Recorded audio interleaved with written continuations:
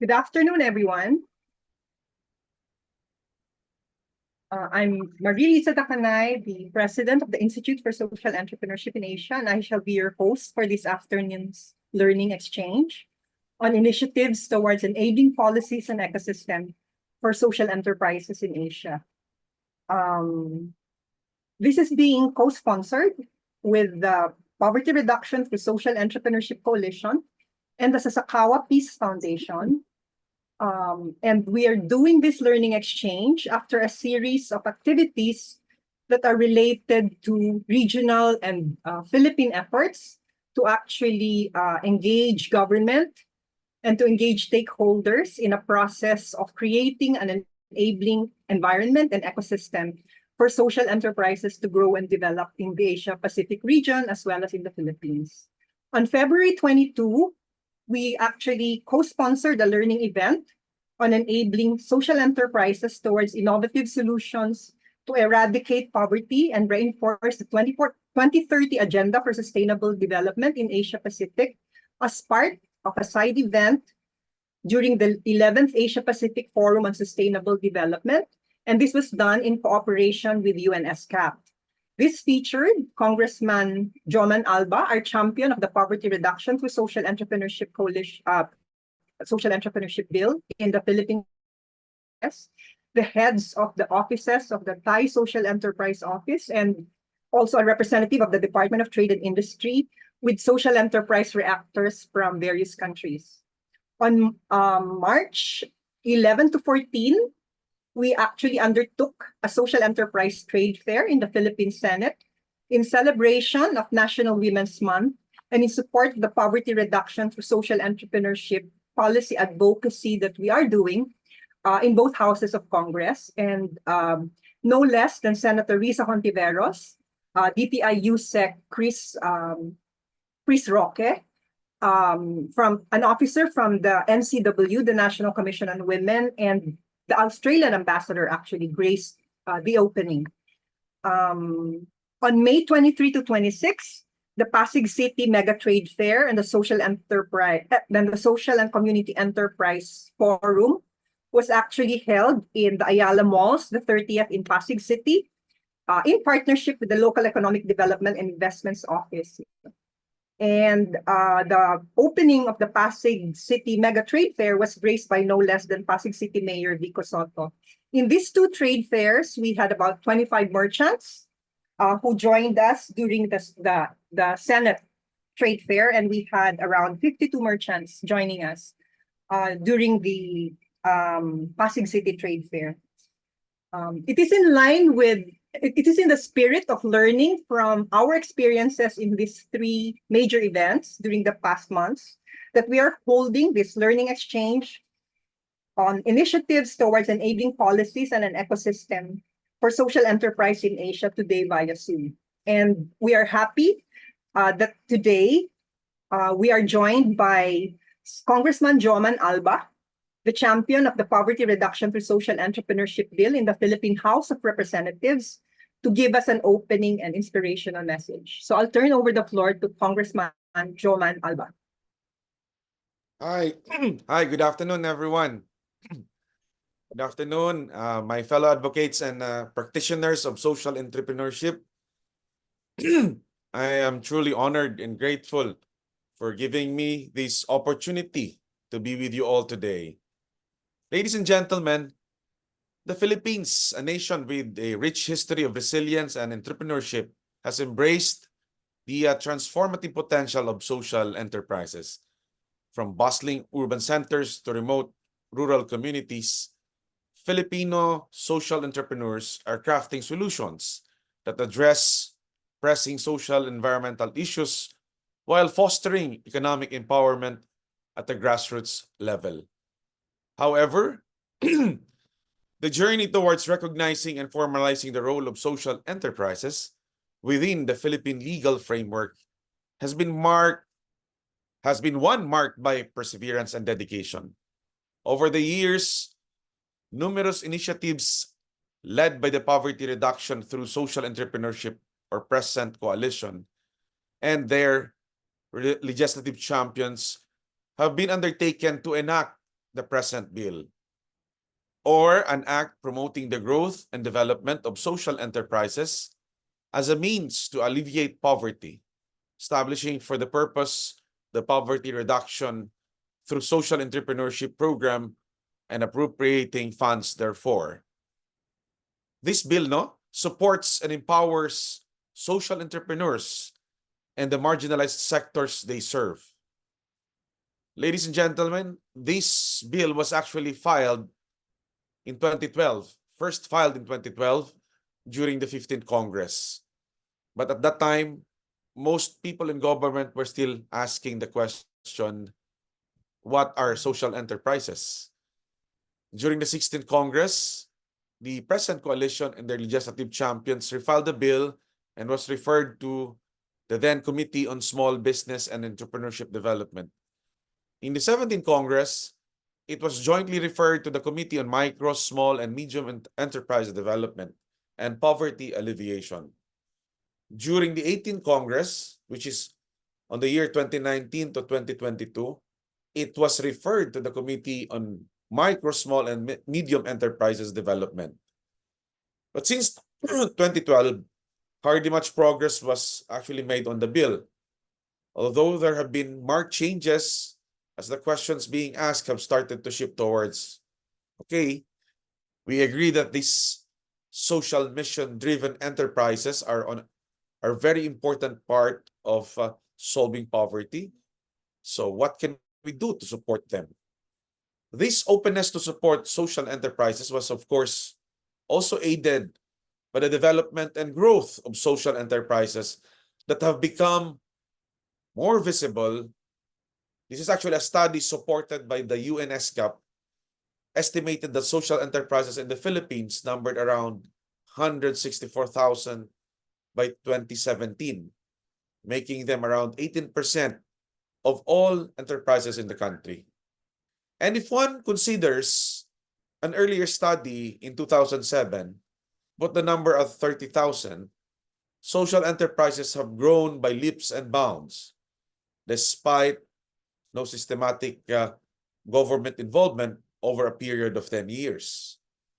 Building on these gains over the past years, things have changed or improved this 19th Congress. Through collaboration and concerted efforts sustained by the Poverty Reduction through Social Entrepreneurship Coalition and the growing number of legislators supporting this measure, and of course, the rigorous lobbying that was done, this actually included active engagement with government departments like DTI, during and beyond committee deliberations and advocacy campaigns, highlighted by a social enterprise fair featuring the many products and social entrepreneurs in the halls of the House of Representatives itself. We have really made significant strides towards institutionalizing support for social enterprises.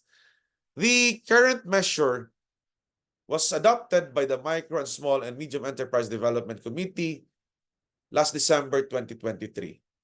And prior to its scheduled deliberation, it will be, right now, it's actually undergoing deliberation in the committee, in the Appropriations Committee. I'm very happy to inform all of you that after the committee deliberation, the Committee on Ways and Means was able to finish its work, and now we're just waiting for the result of the deliberations at the Committee on Appropriations. At this point, please allow me to share with you the key provisions of the present bill, which underscores our commitment to fostering inclusive and sustainable development through the empowerment of marginalized communities. The bill defines social enterprises as partners in transforming the lives and livelihoods of marginalized sectors and in distributing the wealth they create to the poor, who are their primary stakeholders.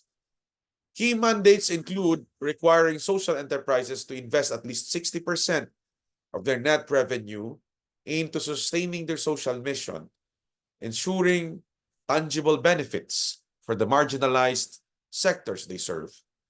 Additionally, the bill establishes the Poverty Reduction through Social Entrepreneurship Program, a comprehensive initiative aimed at promoting the development of the social enterprise sector. It also mandates the incorporation of viable social enterprise development plans into the local government planning and encourages collaboration with social enterprises with the marginalized as primary stakeholders. Furthermore, ladies and gentlemen, the bill strengthens institutional support by expanding the existing Micro, Small, and Medium Enterprise Development Council, or MESMED Council. This is actually an attached agency of the Department of Trade and Industry.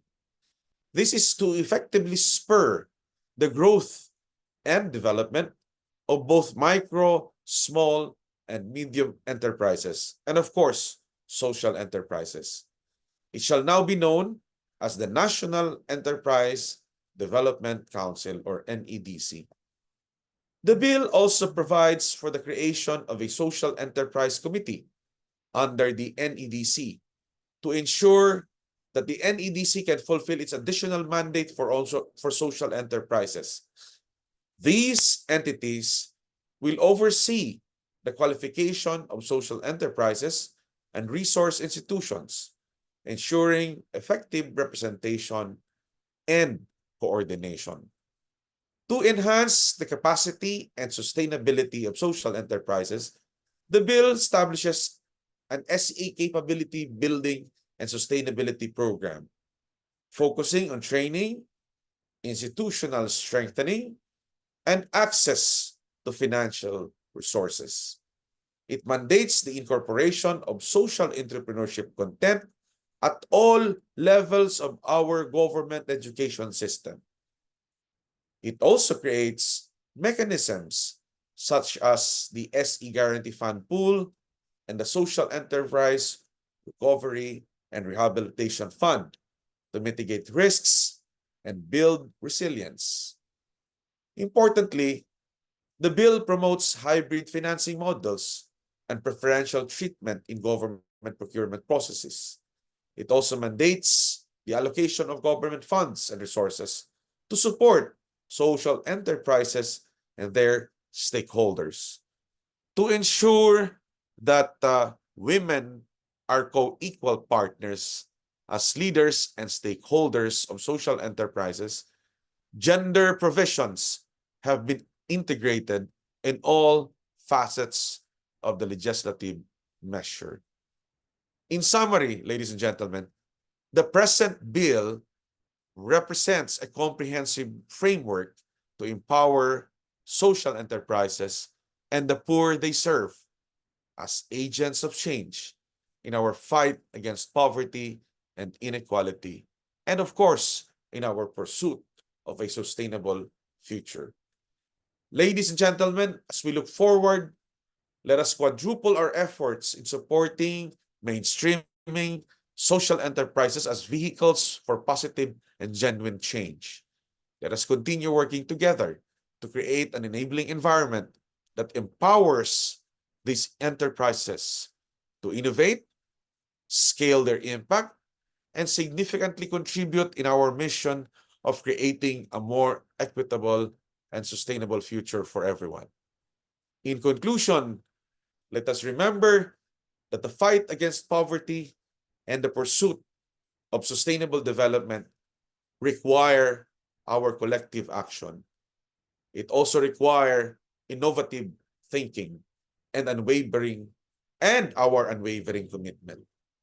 By enabling social enterprises to thrive and to flourish, we can pave the way for a brighter and more prosperous future for Asia Pacific, for Asia Pacific region and beyond. Once again, good afternoon, and thank you. Thank you very much, Congressman Alba. And we're very happy that you have been able to join us this afternoon. You have been our champion for the longest time, and you have been a key advocate that ensured that even whether we're present in Congress or not, you're actually doing advocacy with us. And I think the explanations that Congressman Alba provided in relation to the provisions of the present bill, or the Poverty Reduction through Social Entrepreneurship Bill, are good starting points for our learning session this afternoon. As you know, the Poverty Reduction through Social Entrepreneurship Bill was actually formulated based partly on a study of what works as provisions in other countries. And it tried to enhance some of the weak elements that we saw were in policies that had not worked too well in other countries. So we learned from the experiences of other countries, and we have tried to create those provisions in a stakeholders version that our champions in Congress have actually willingly adopted to be part of the bills that they have filed in Congress, with some minor or some major revisions sometimes. But I think on the main, the Poverty Reduction through Social Entrepreneurship Coalition has worked with our champions in Congress to actually come up with an acceptable version that is a compromise, yes, on some parts, but really that would move the social enterprise sector in the Philippines forward. So with that, thank you again, Congressman Alba. And to start our learning exchange, we would like to have two sets of panels. No, the first panel will be a panel coming from the reactors of our session in Bangkok, when we had the side event on enabling social enterprises towards innovative solutions to eradicate poverty and reinforce the 2030 agenda for sustainable development in Asia Pacific. No? And that was held in partnership with UNESCAP. So we're lucky to have with us the two of the reactors who we actually engaged during that event in Bangkok. And I would now like to call on Arjun Bataray, the National Coordinator of the Nepal Development Initiative, to actually join us in this panel. And after Arjun Bataray, we will also be hearing from Buyong Cho, the Country Director of CAMP International, which is actually a Korean-based international social enterprise resource institution, who was also with us in Bangkok. So may I now call on Arjun. Thank you, Marilisa, and thank you very much for giving this opportunity, and thank you for organizing this dialogue on policy landscape of social enterprise in Asia. Actually, my name is Arjun Bataray. I represent Nepal Development Initiatives, which is the social enterprise-led NGOs in Nepal, working since 2003, and I'm also social enterprise forum and different network I'm leading in Nepal. So yeah, in Nepal, I'll share briefly about what the position of social enterprise in Nepal. Actually, in Nepal, there are different types of social enterprise. As I shared in the Bangkok, we have a social enterprise led by the NGOs, and social enterprise led by the companies, and social enterprise led by the cooperatives, and of course, social enterprise led by the private entities. So basically 4 categories, and we have any social enterprise policy till now. So what we are trying to do since a couple of years, we're engaging for the social enterprise policy in Nepal. However, still the government little bit reluctant to not giving priority to the social enterprise to bring the social enterprise policies. However, as we are conducting different level advocacy activity at the provincial level and national level to build a new social enterprise bill. So just 1 month ago, we started the campaign. And now we are doing the one study on social enterprise, what type of social enterprise we need in Nepal. And just recently also we organized the exchange meeting with Vietnam, and of course I learned from the Philippines and also the Thailand social enterprise and policies. And now we are trying to prepare the social enterprise bill together with the social enterprise social entrepreneurs, and we want to submit to the government of Nepal. So most of the NGO communities now are doing social enterprise, and they are suffering a lot of problem of the NGO for registration, renew, and the other to organize the activity, because the NGO normally they say the non-profit making organizations, and they unable to they cannot earn the money, they cannot generate the profit. So for that we are very suffering a lot. So now our highly demand to government to prepare the new social enterprise bill, and which is actually need to apply for all types of social enterprise, including NGOs or cooperatives or private. And then second, our agenda for the sustainability part. In 2026, Nepal is graduating from least developed country for the and developing countries. So after that, we are not receiving any grant, and receiving very few grant, even if we receive the grant. And for that, we need some kinds of activism or some kinds of movement or some kind of activity within the social enterprise. So I think a couple of years we are started last year to discuss the bills. So if you bring this year the bills or next year, so it will be helpful at least to establish some of the foundation for the social enterprise in Nepal. The second part, we are discussing under this corporate social responsibility fund, which is managed by the private sectors. And private sector, the CSR funding not very transparent, and we didn't have a quite good law for the CSR. So as social enterprise network and my organization engaging how we can make more transparent this CSR funding, and which can able to support to the social enterprise group of Nepal or NGO community, those are doing a social enterprise. And the third, we are discussing the donor communities, even donor not supporting a lot of social enterprise activity or this enterprise activity in Nepal. So we are request to donor let's support the social enterprise or promote the social enterprise, mostly managed by the young people, women group, or marginalized community, including Dalit or LGBTIQ. Okay, so these are a couple of strategy what doing. So I think this discussion might be very helpful. So my couple of way forward, we want to get some good social enterprise bill across the country, whether Philippines or Thailand or other part of countries. So if you if you Marilisa and your team, if you compile some information, it will be very helpful to us. And second, what strategy advocacy strategy can work? Of course, there's different strategy we can apply from different country, but some very good strategy to build a social enterprise bill is will be helpful to us.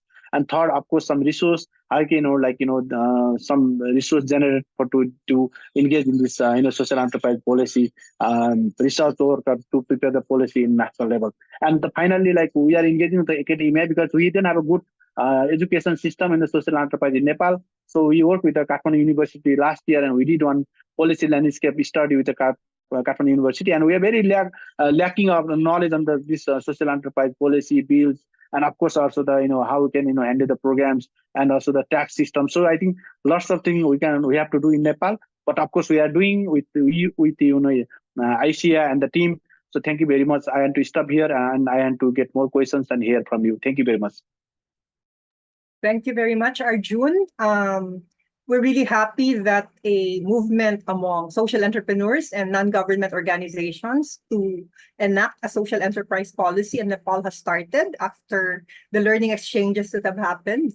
And before we go to our next speaker, we would like to just request everyone to open their videos. We would like to have a photo opportunity of everyone who has joined us in this session while Congressman Joman Alba is still with us. Can everyone open their videos, please, for a photo op? Hello, everyone. Let's wait for the others to open their cameras. So we have 2 pages, and let's keep on smiling for a while. Okay, let's proceed to the first page. Smile, everyone. 1, 2, 3. One more. Next page. 1, 2, 3, and smile. Okay. Hi, Carlos. Thank you, everyone. Thank you, everyone. May I now call on Boyong Cho, our next panelist for this segment of the session. Thank you.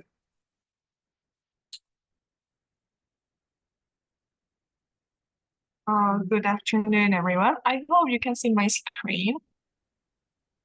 All right. Thank you for this opportunity to share my learning experience during the Thailand trips. I put my presentation name under Build Up Belief. Before I start my sharing, maybe I can introduce our organizations. I'm from South Korea. I'm working in Camp International. Camp International is an international development NGO based in the Philippines. We believe that social solidarity economy is the key to sustainability, and we have established 2 social enterprises in the Philippines for 15 years. When we started our movement, which is social solidarity economy, there was many doubts in the field about whether social economy development could go together or it could be a way of sustainable development, because we are used to give ODA or aid or just give a donation as usual. but we push to have a social development and economic development together. So it was quite hard to push through into time, step by step, but we are model and experience in the Philippines. So shortly, I introduced two social enterprise. First one is ICTing Social Enterprise. ICTing is a women-led community social enterprise that was established in 2011 and has been developed for 12 years. We have around 100 women who work with us, and we have a home-based source as well. We have a small credit cooperatives, which is created from the ICTing Swing Center, and now they are independent from our organization, and they have their own contribution to the communities as well. We are proudly say they develop and empower the community by themselves, and then they are achieving a big part of the SDGs as well. Second one is a NatureLink. NatureLink has a different model from ICTing Social Enterprise. It is a market-driven social enterprise connecting the Philippines' rural and urban areas through an agricultural value chain. So we support farmers to have a valuable crops, and then we process it, and we have a market to sell those things. So this business model helps farmers earn better incomes and share the business profit with the communities as well. While having a farming, so we also try to make an organic way, organic poultry, organic farm plantation. So we also contribute to the issue. And throughout the project implementation, we see the big changes of the communities, which young people have interested in the farming and then agricultural sectors, and then we encourage our community to bring up the better features as well. While having those movements, we see there was big trend changes of the world. Before, as I mentioned, in the International Development Corporation, we are top on the social economic presence. But now we see the OECD make a recommendation of the Council on the Social and Solidarity Economy and Social Innovation to the other countries to foster social economic cultures, and from ILO, International Labor Organization, also promote the decent work and the social and solidarity economies. And we see many practices from EU and America. But from our side and from our perspective, what will happen to the Asian countries? We see and we say the UN, ILO, EU, but they are already developed countries, and they just make a stable communities. But Asian country, we have a big goal to alleviate the poverty. We have to solve the social and environmental issues. So I always wonder how we can make a better solution in Asian countries. And in Thailand, when you have the session, I found some keys, and I was really happy to see many practices. Through the presentations from Thailand, we see that the government develops and supports and promotes the social enterprise to contribute to a fair and sustainable country. In the Philippines, and Micro, Small, and Medium Enterprises Development Council, that is under the DTI, passed the resolution, and the present bill is really trying to promote our movement as well. I believe social enterprise policies can play a critical role in promoting the sustainable development goals. Policies on social enterprises can encourage small and medium business to solve societal challenges and create environmental impact. Through all the efforts, we believe that social enterprise policies will be a pivotal medium of poverty reduction and inclusivity in the society. So with this sentence, COMP International, as a frontliner in the field of international development, movement of the present bill in the Philippines, and we will be with the ISEA and the present bill to make a meaningful fruits and the result. So here, I just wanted to share my experience, and thank you for listening. Thank you very much, Arjun and Buyong, for the sharing. At this point in time, I would like to ask anyone in the audience if there is any burning issue, question, or sharing that you'd like to do. Because of course, the the session, as I said this afternoon, is divided into the sharing for the regional event that we had in Bangkok, and then the second set will be actually about the social enterprise trade fairs that we held in the Philippines. No? So now is the chance for us to actually talk more about social enterprise enabling policies and ecosystems, and learning on those points at the Asia Pacific level after our two speakers have spoken, after listening to our two speakers, and of course Congressman Alba, who was also there during the learning event in Bangkok. I think one of the very important points that Boyong pointed out is the important relationship between enabling policy, no, and supporting what. To reiterate also what Congressman Alba was saying, that without government support, social enterprises have grown by leaps and bounds. But with government support, they can do so much more in terms of impact in really creating sustainability and reducing poverty. So we have a question, I think, there's somebody who wrote in the chat. Prissy, is that you? Would you like to come out and ask your question? That was me. Yes, hello. Thank you for sharing, and I'm happy to be part of this learning series. So I wanted to ask for Nepal and for Camp International. I was working with the communities in the Philippines. What were the Bangladesh rather? What were the market access No, it's barriers Nepal. that? Is it Nepal? Okay. Yes. Is it? So what were the market access barriers that you identified for the communities you were working with, and what was the role of enablers like and facilitators like your organizations in really reducing these barriers? I would be interested to know. Thank you. Thank you for the questions.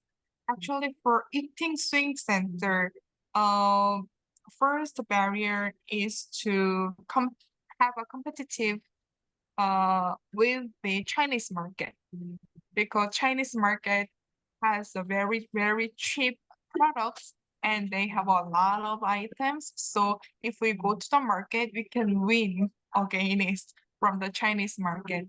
So what we do is develop the stories behind of the products. We really promote how eating works, and then how it contributes to the society and the communities. But the thing is, consumer, our customer should have those mind. Their consumption is really meaningful to the community, and then they should have some minds to help the community, so it can connect to the real buying, purchasing. So first barrier is the competitiveness in the market, and then we try to make a value of a story behind of the products.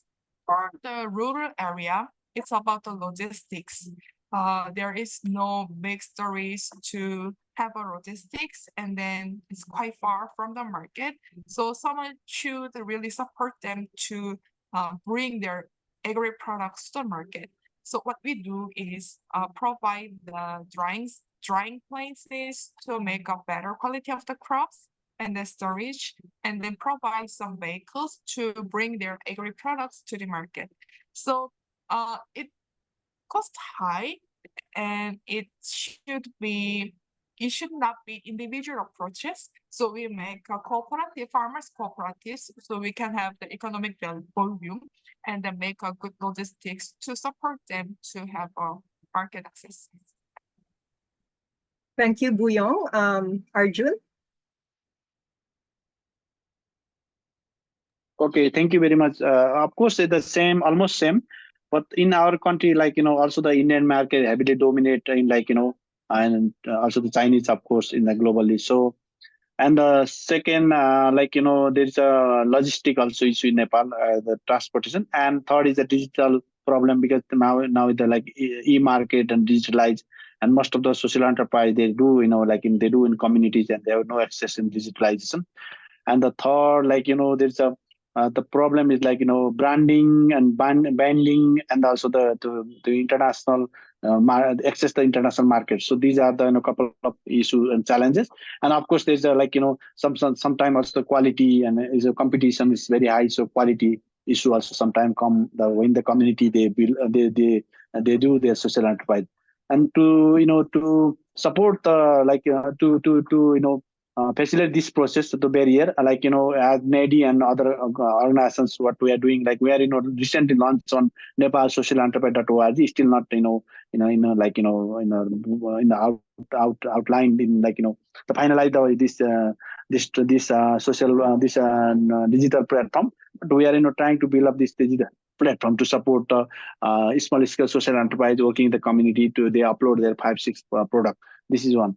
Second, of course, we are requesting the government to support the social enterprise for branding or marketing or linking the the digital platform, and some training and capacity is very important. So these are initiatives we are doing, but of course in the larger level need to support the social enterprise to get an access in the competition markets. And also there's a trade barrier with China and India. There's many trade barrier, so we are engaging the advocacy to reduce the trade barrier, because we have an open border with India, and there's many product come from India, so very difficult to sell our product in the inside our country and of course the other countries. So there are many issues, but of course we are struggling, and of course organizing campaign and mobilization and negotiation with the government and the companies also. Thank you, Arjun. I think in both Buyong and Arjun's interventions, it's very clear that social enterprise resource institutions and support institutions have a very important role to play in engaging social enterprises to push government to do more, and to also directly help resolve social. So there's another question, I think, from Donna. Donna, would you?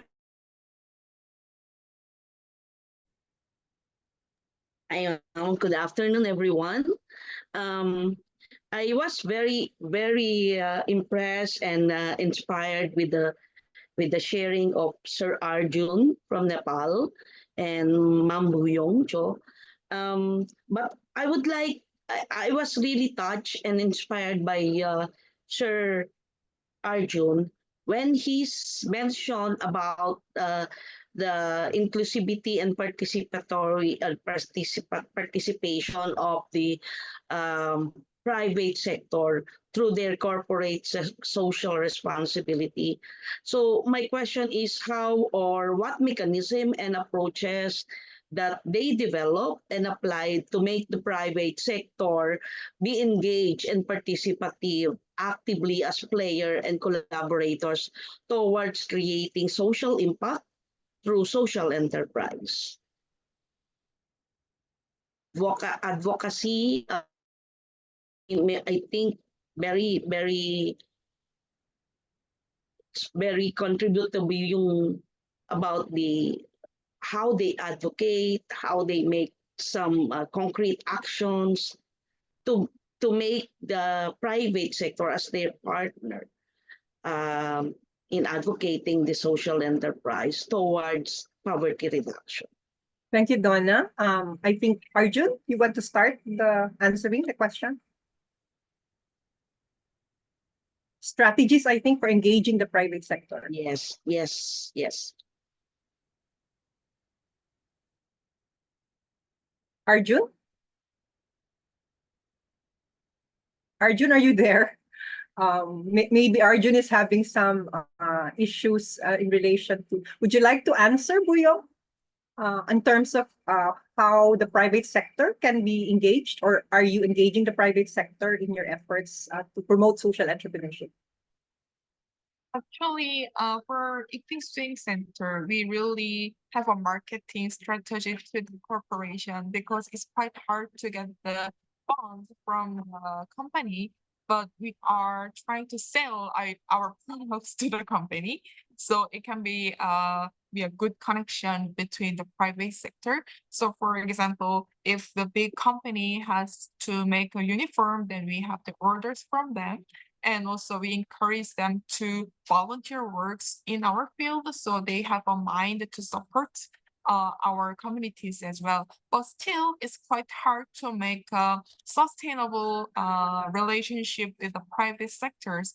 But this moment, I think the policies are very important, because if the corporation have a benefit to be compensated by the government by having a CSR programs, then it would be a very beneficial to the corporation. That's why we are also suggesting to the Korean government to have more benefit to the corporation to be engaged in the CSR programs.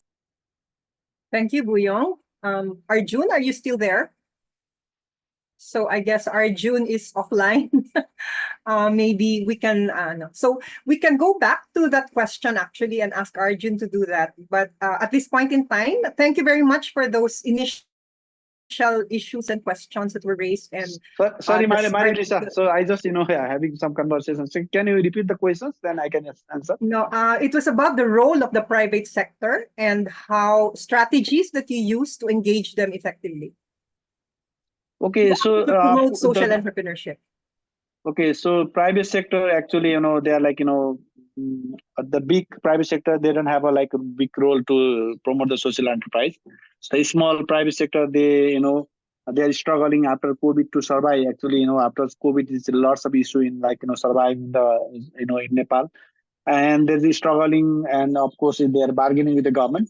But some private enterprises, they themselves they say sometimes they're social enterprise because we didn't have a policy. So those types of social enterprise led by private company or private individuals, of course they are part of this campaign and movement. But other all private sector, especially multinational, like big companies, they are not supporting the social enterprise. Actually, what issue I read that before that. They said they use the corporate social responsibility fund, CSR funding. Actually, it should be go to the communities and small scale social enterprise.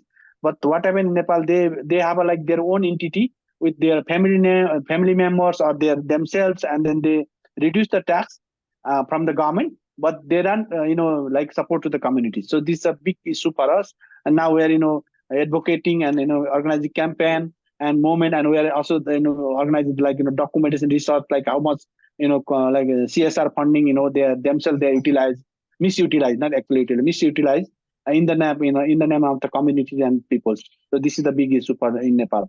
Thank you.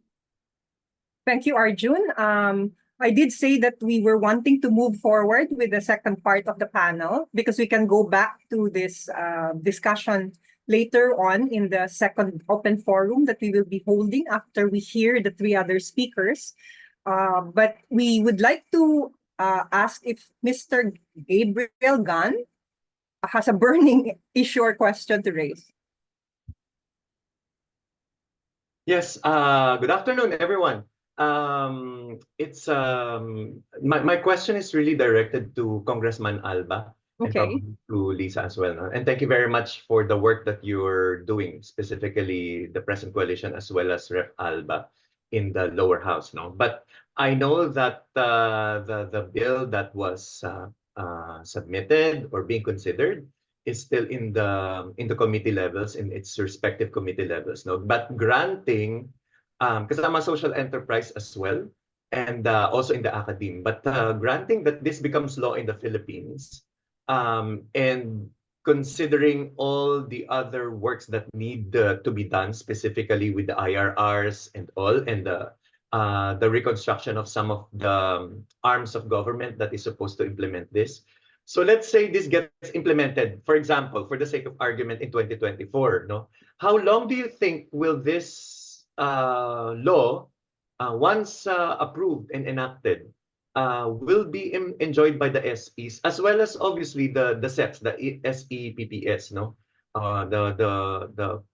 The poor people as well, because they are eventually the main recipients of the benefits that SEs would be providing. No? So how many years basically in the Philippines would this, before it gets be enjoyed in its full fruition? Kong Alba? Hello. That's a very, very interesting question. upon enactment into law, of course, the DTI will be the lead agency, no, in the implementation of this particular law. So they will have to come up with the corresponding IRR for the next. It depends, no, on the changes that will be introduced to the department, because as you have seen, there are several adjustments that we need to do. If this is the version that will be that will be approved, no, that's another question, because this will have to go through the Senate, no. So maybe within a year after its enactment, we can have the IRR, and after that, of course, the implementation. Thank you So, very The next item that you have to consider also is the availability of budget. yeah. Also, that's another. Those are the things that we need to factor in. So it will take some time, but I'm an optimist, so let's just enjoy the ride. So Thank I you. guess, I guess even after the actual enactment of the law, the present coalition's job is not finished. Oh, even yes. We're very much aware of that, Gabriel. Thank you. And Thank you so very we much. are actually here for the long haul.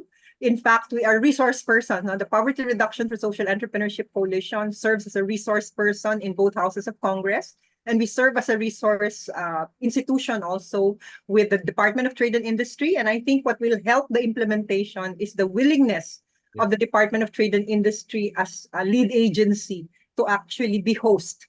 Even now, no? Even without the law, they've already passed the resolution. So we're hoping that that will facilitate the process of implementation. Thank you.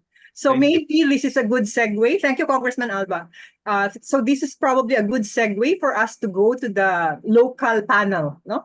And the local panel is composed of those who were active during our trade fairs. No, we set up social enterprise trade fairs in both Pasig City, where we're actually trying to engage both the Office of the Executive and the Legislative branches for an ordinance, as well as for a program to support social enterprises. And we also had a social enterprise trade fair in the Senate, where we tried to engage senators and senatorial stakeholders, the stakeholders in Senate, to actually support social enterprises and the passage of the social enterprise bill. No? So may I now call on the first speaker for this second part of the panel? May I call on Donna Cruz from the Pasig City Mayor's Office to share with us her input. Donna? I think you're muted, Donna.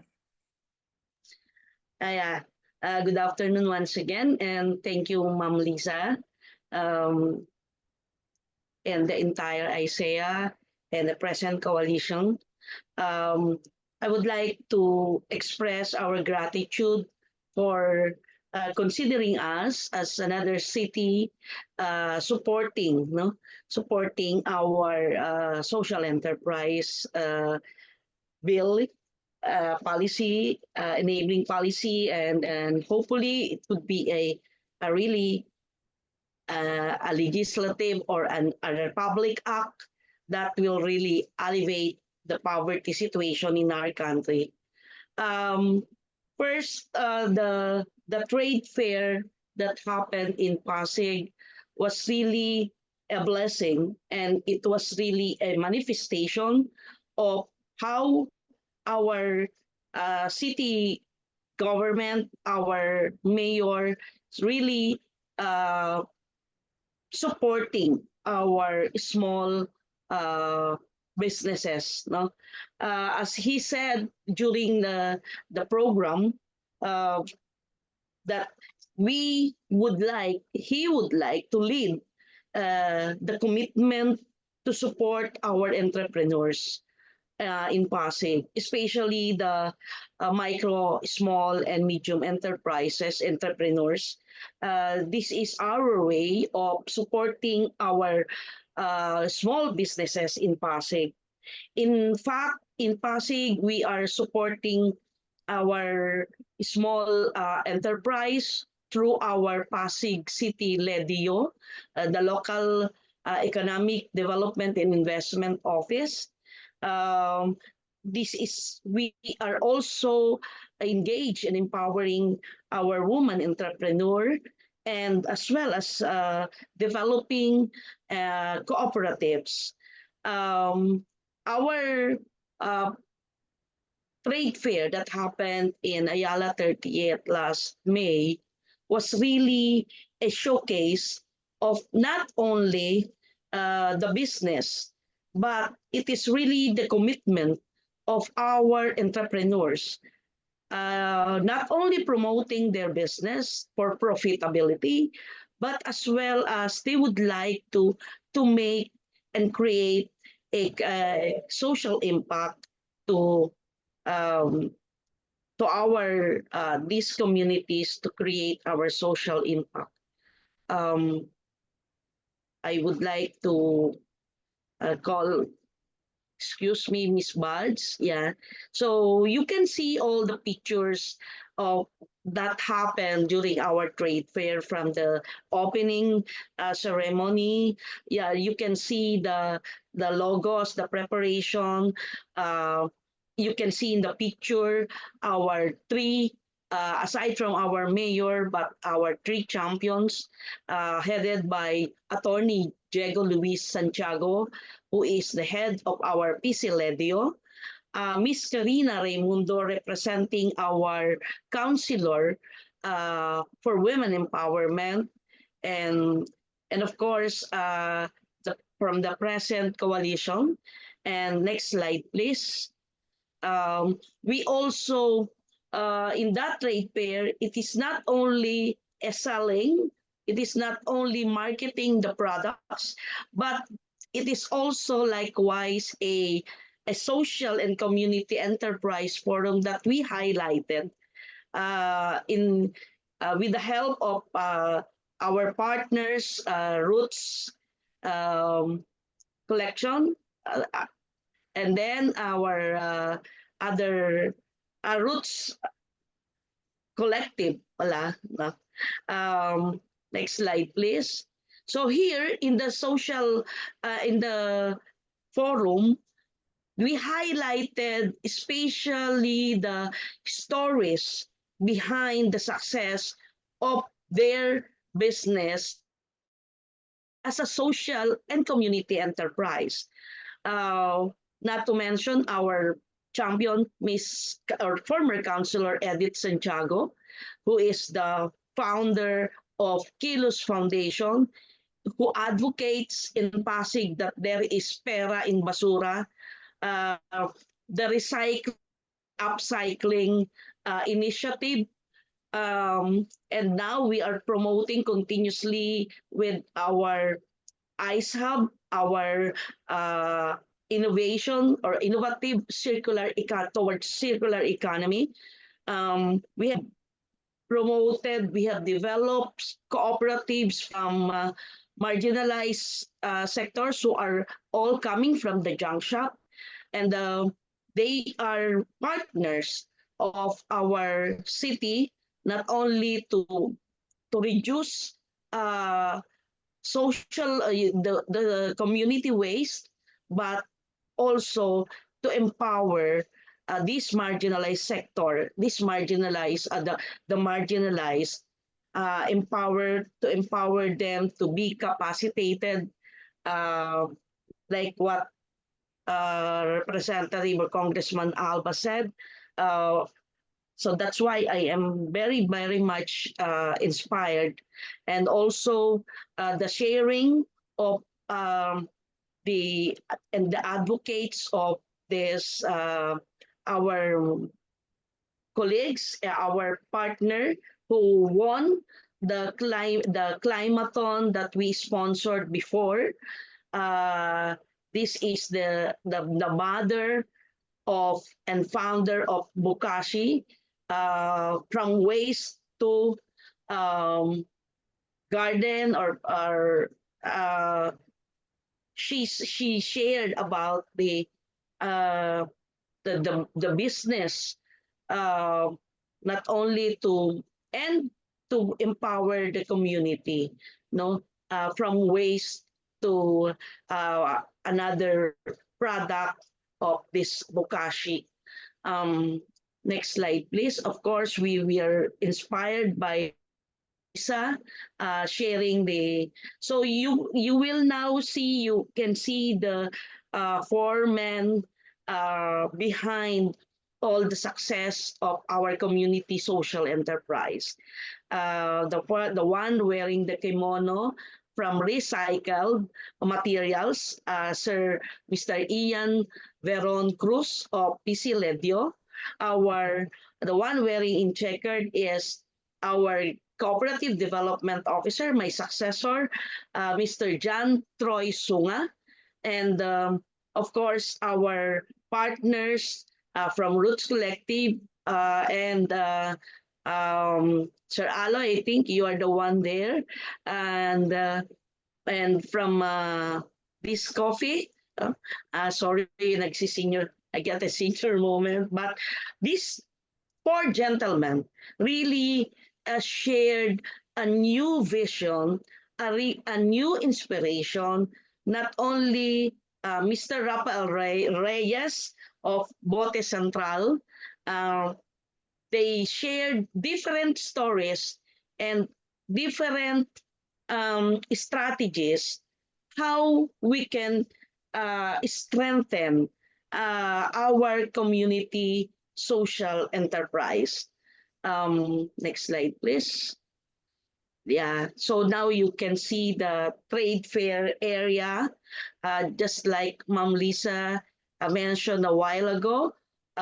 In that trade fair, we have more than 50 enterprise who participated, both from, and now I would like to share with you a new framework that I initiated, and hopefully this could be applied and be adopted as the present bill, and we are introducing this in Pasig.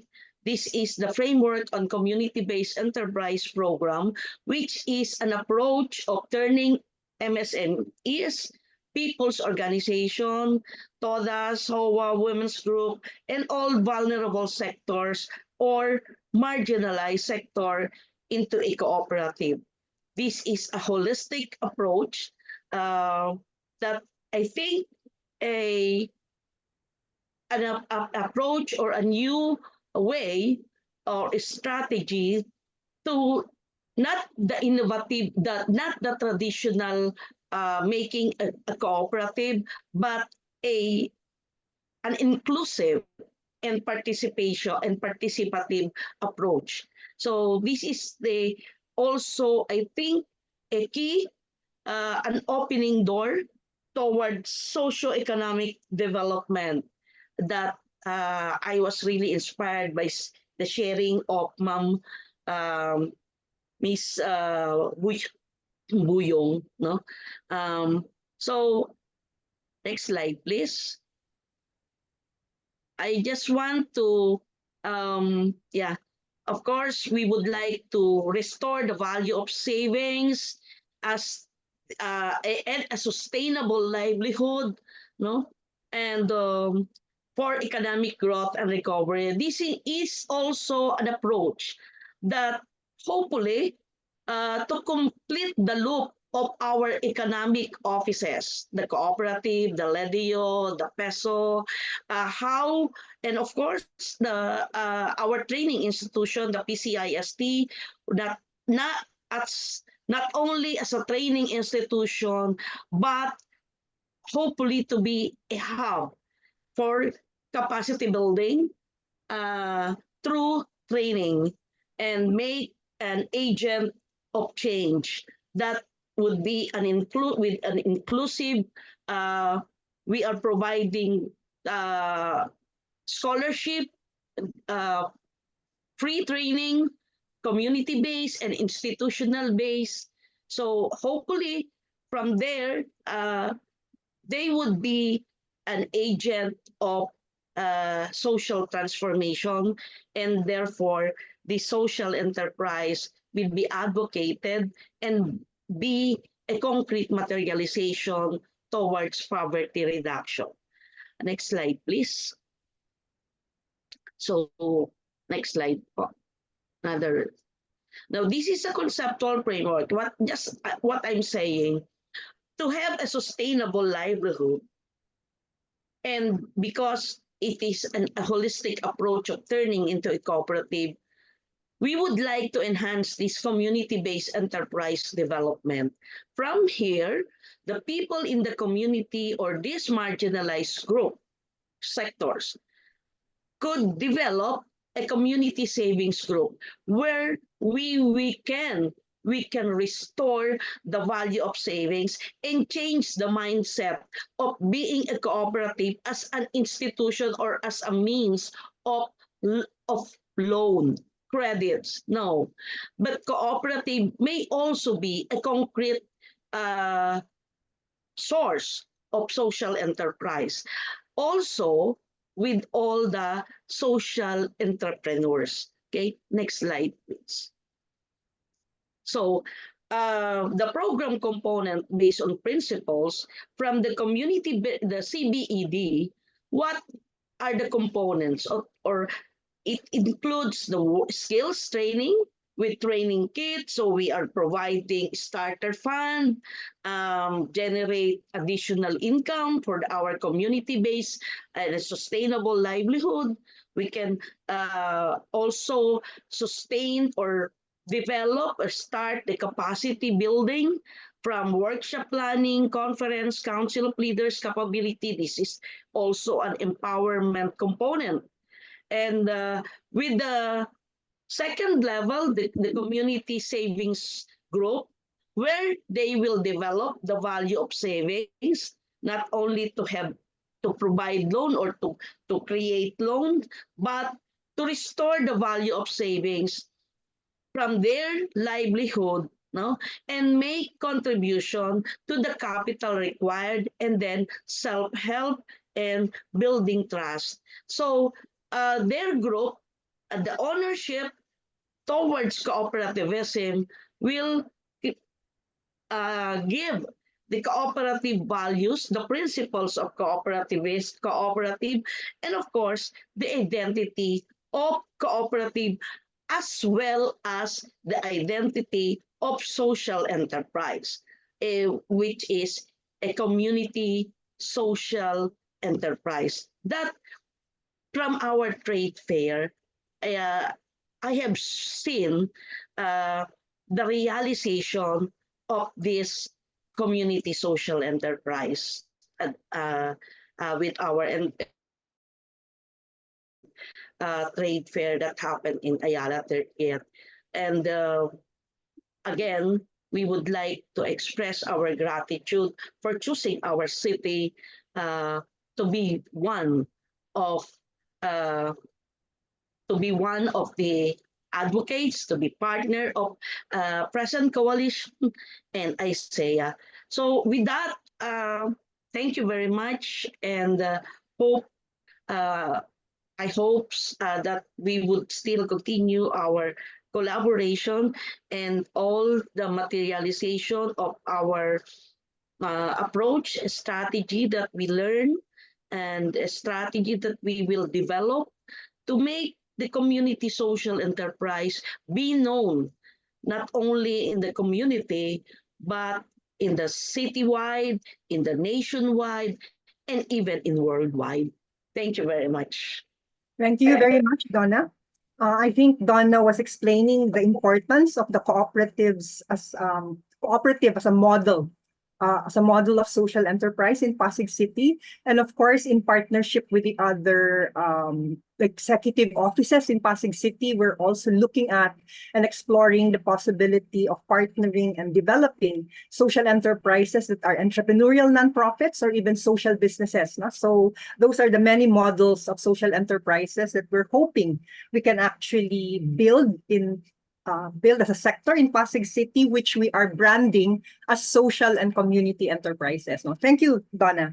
Actually, the trade fair in Pasig City really sealed the partnership between Pasig City stakeholders, no, from the executive, the legislative, and the practitioners among social enterprises, and even interested micro, small, and medium enterprises, no, to be actively engaged with us as we advocate for the development of a program and a policy supporting social enterprises in the city. Thank you, Donna.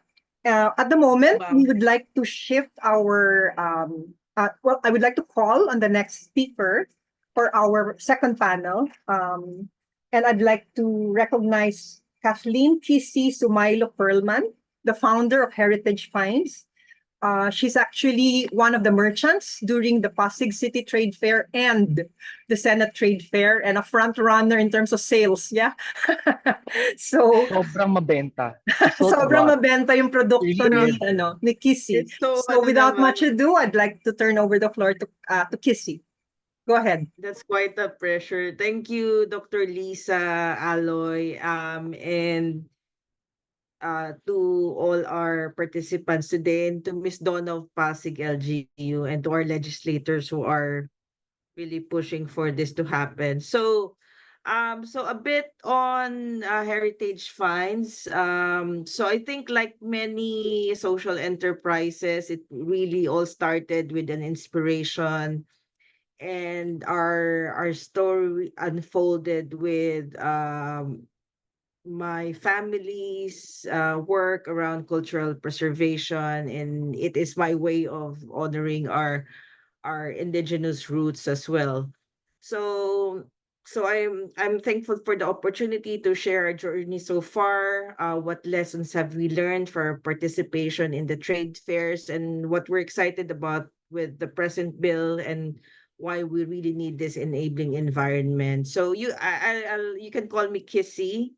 So in the photo here, so it's in one of our campaigns, and it really underlies the beauty of unlocking heritage. And heritage means many things to us, and to different groups. So for us, it's a lived experience that's told through stories, through food, through art and various art forms, through the people themselves who have passed on these knowledge through the generations, and the present generation are living them.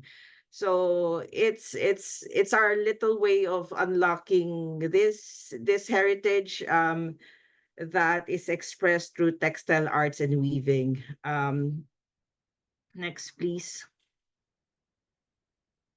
So yeah, just a bit of a story. So Heritage Finds Clothing is an enterprise that is dedicated to offering handmade and curated wearable apparel, and accessories, that is sourced and made directly by our partner artisan and local community. So we have a flagship line, that really uses the handwoven textiles and unique embroidery of the indigenous peoples of Abra, and they're collectively called Itnegs or Tingyans.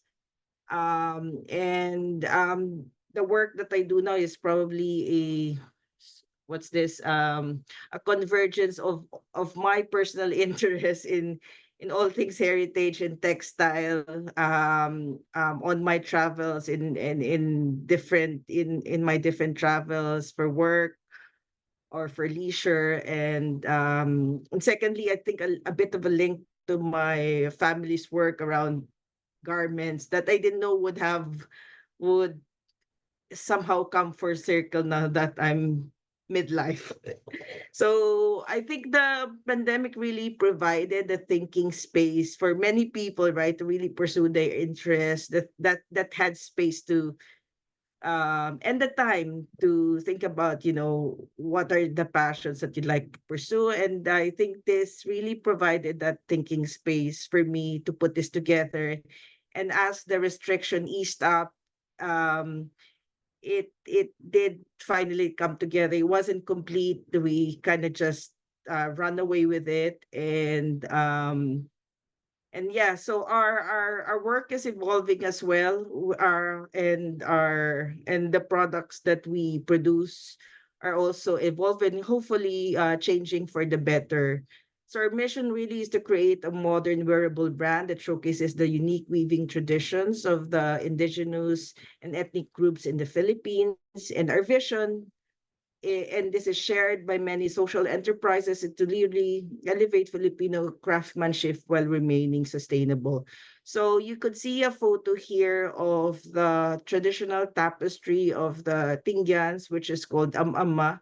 So this basically reflects the lived experience and the mythology of the indigenous peoples, not just in the Cordillera, but in many parts of the Philippines, which is tied to their land, environment, and their mythology, which reflects their unique worldviews as well.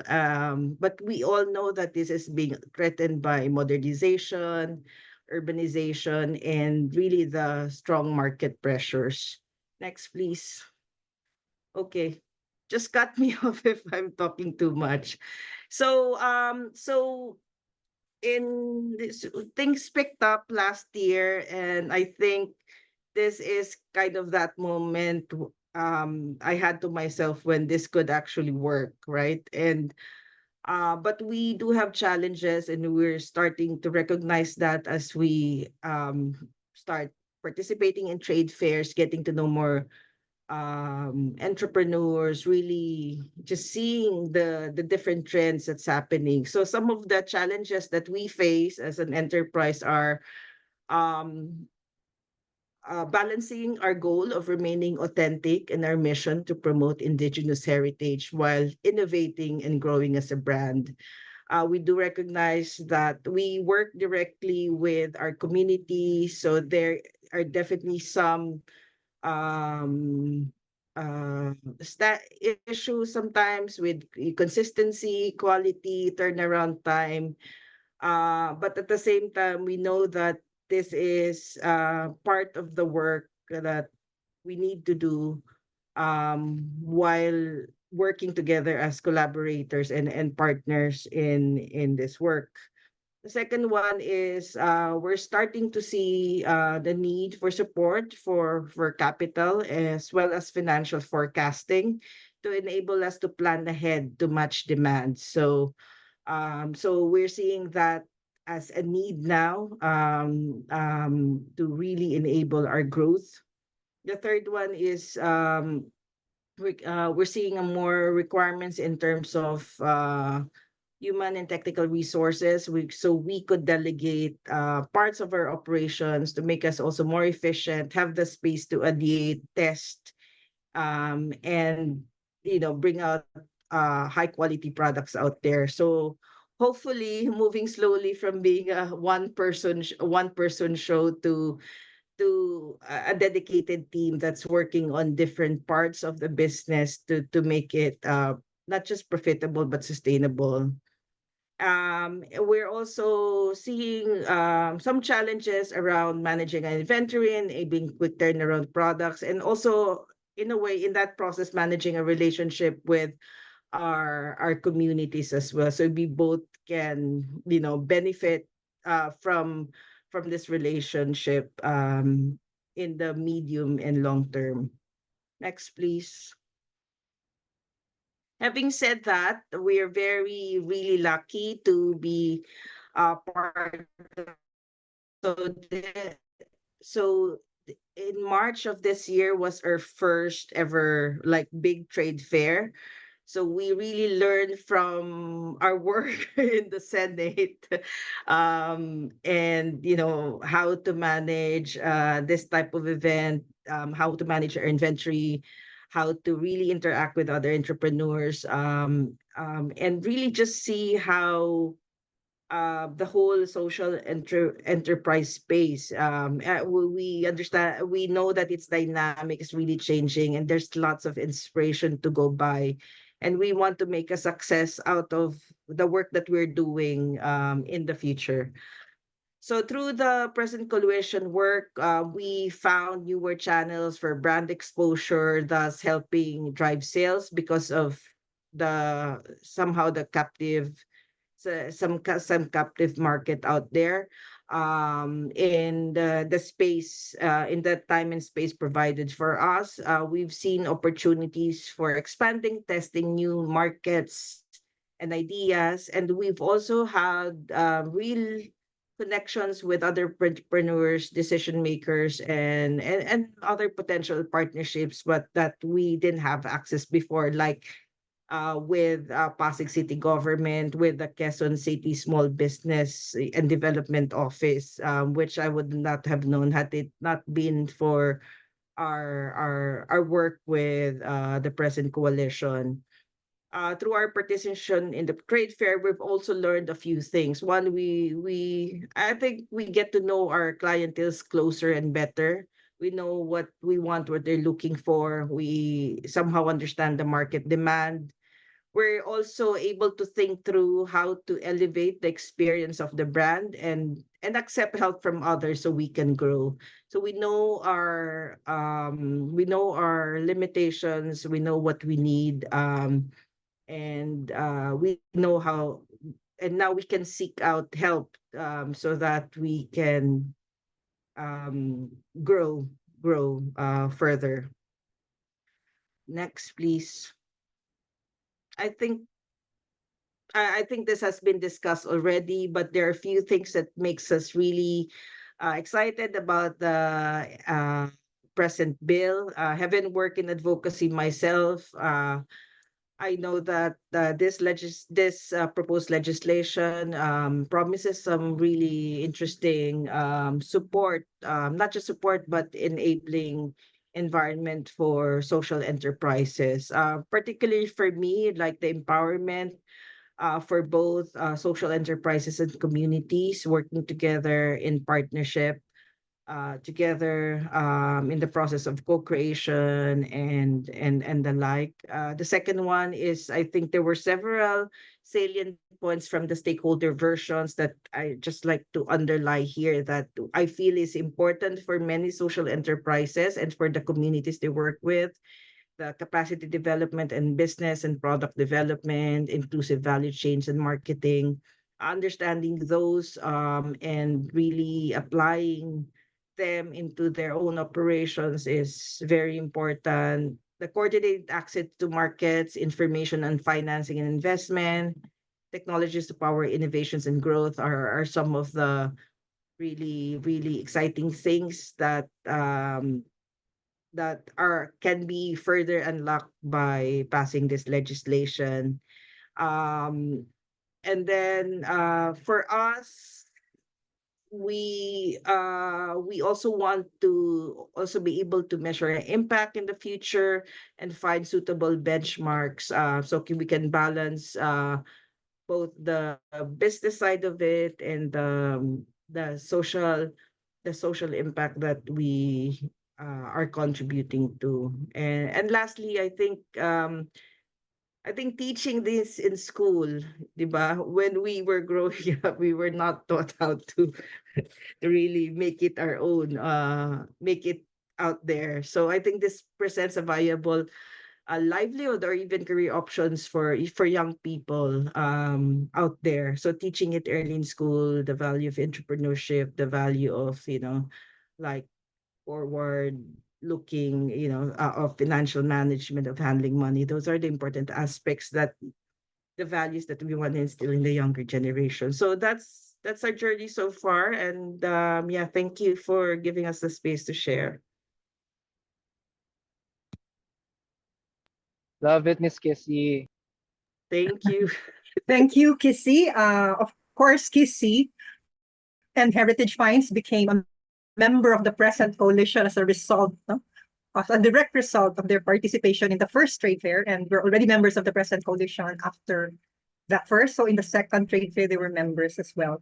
And this just goes to show the importance of market development and partnership development as results, of the initiatives that we have actually pursued. But at the same time, I think engaging Kissy and the other practitioners in lobby efforts actually in Congress really made a difference, not only in relation to the the legislators and their staff, but also it was so exciting for the social entrepreneurs to get to know that they were actually going to get to know and to learn that the poverty reduction through social entrepreneurship bill is actually going to benefit them as social entrepreneurs, no? And that was actually a highlight of the results of the trade fair.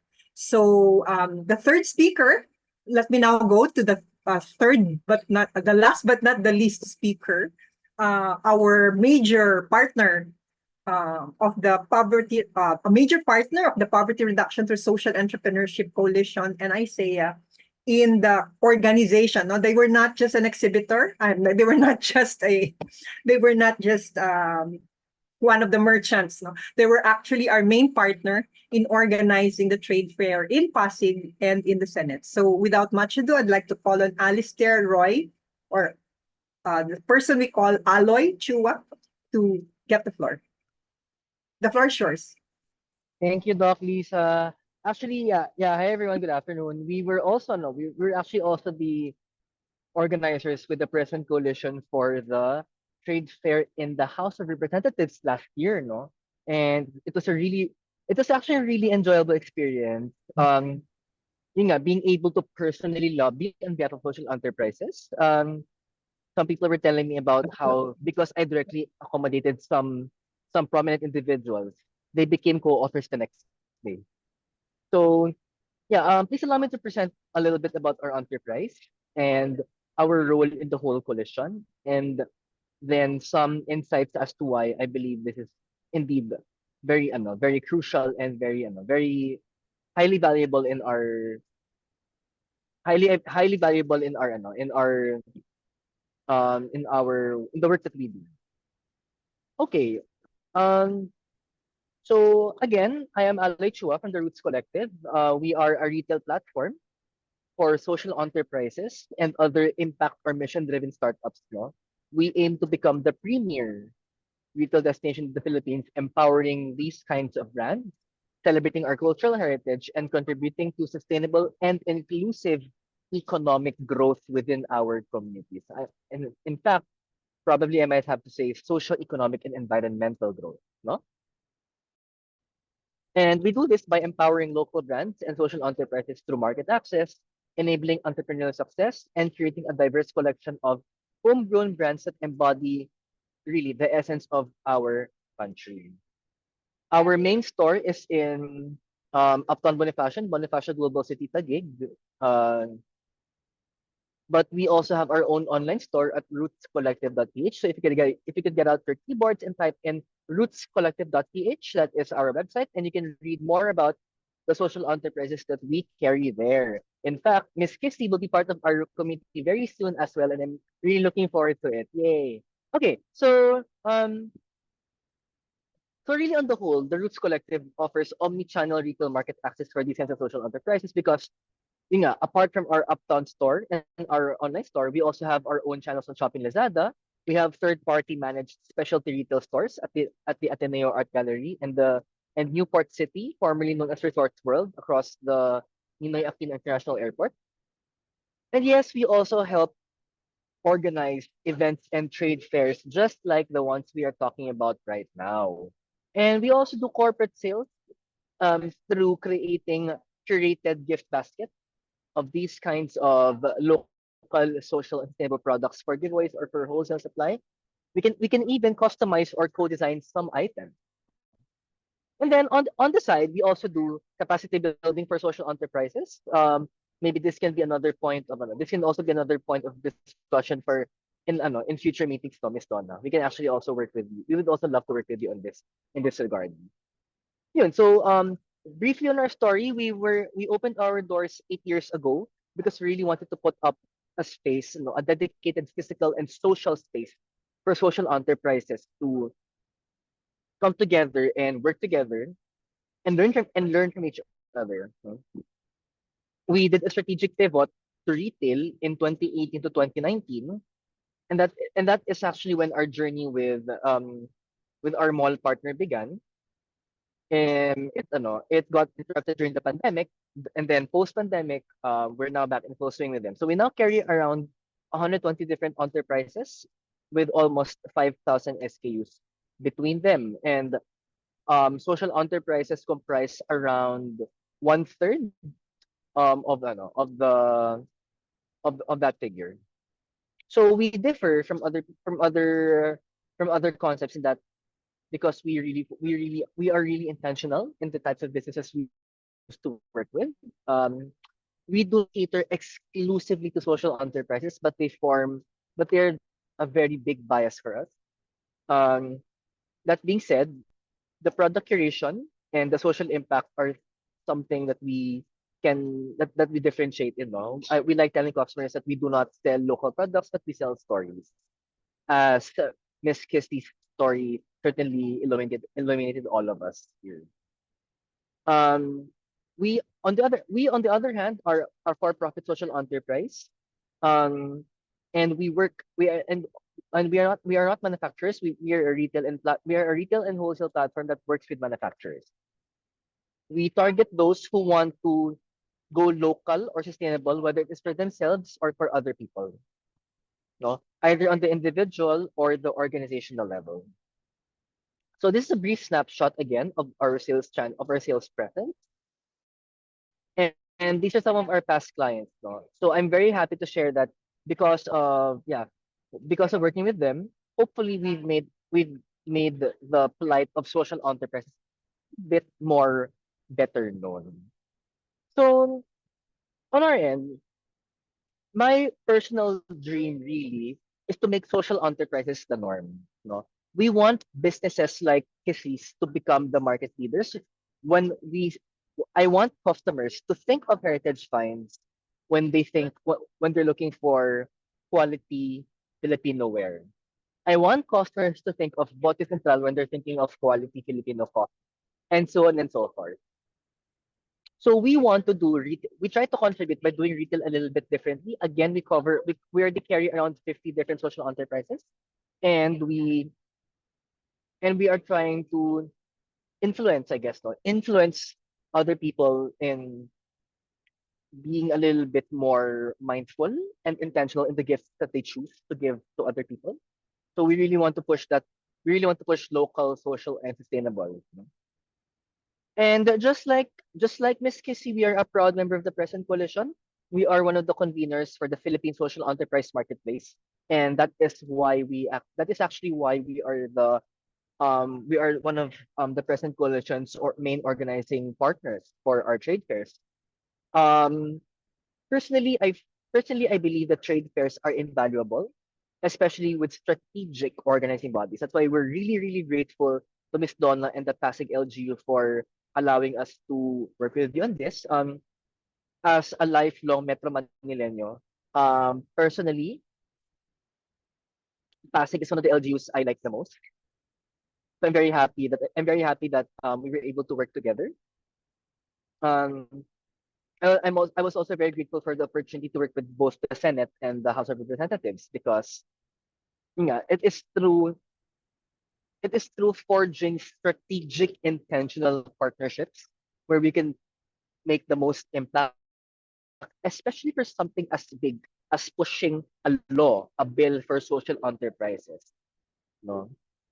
Um, in these times, especially after a crippling global pandemic and devastating climate change, where the Philippines is one of the most affected countries with it, due to it, it is crucial, no, more than ever, that support for these kinds of change makers really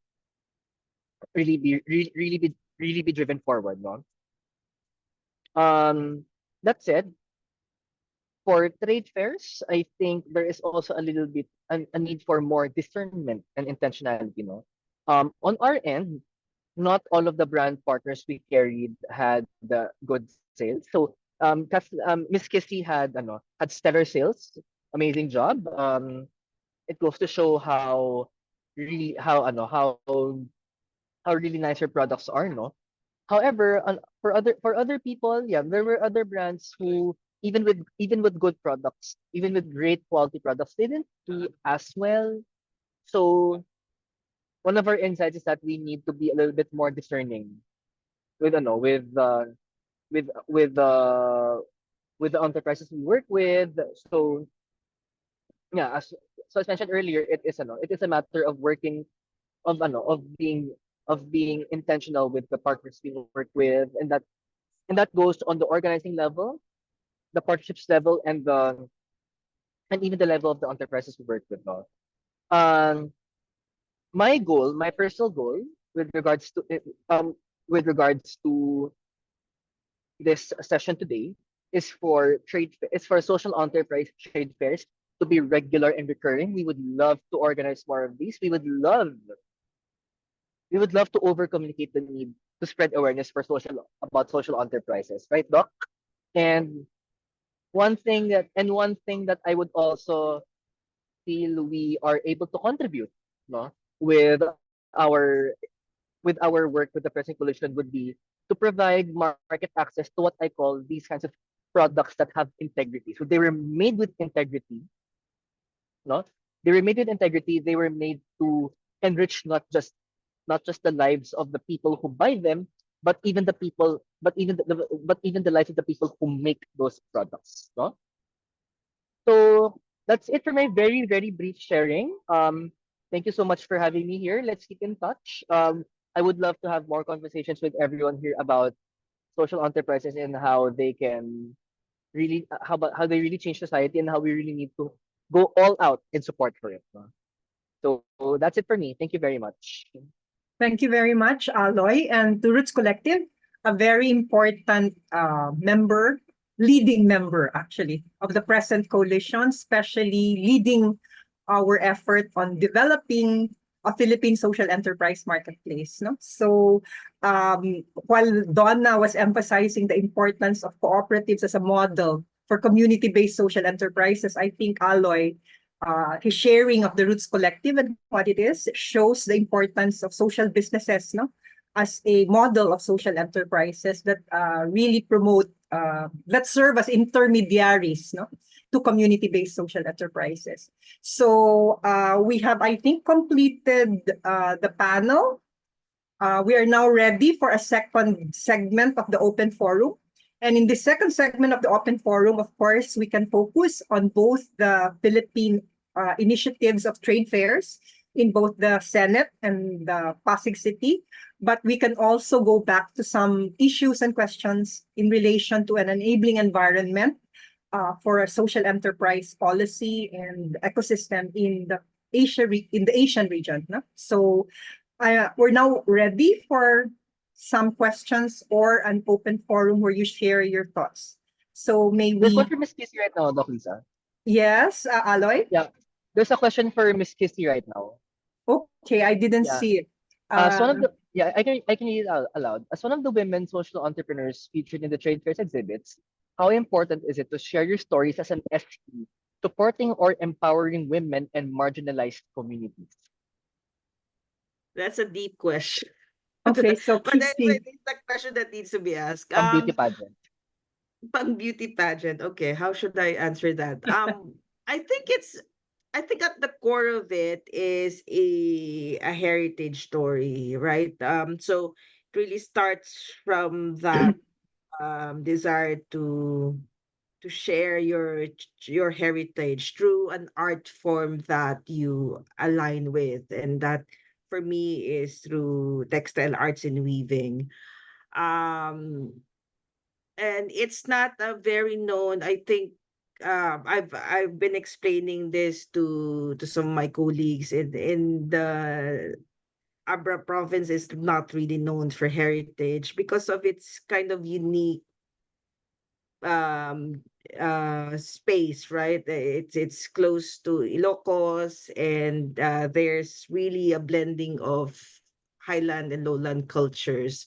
So this is really a need to kind of amplify that effort talk about the heritage part of it and really what it means from the worldview of the the communities that make them as a living art form. So I think that's one.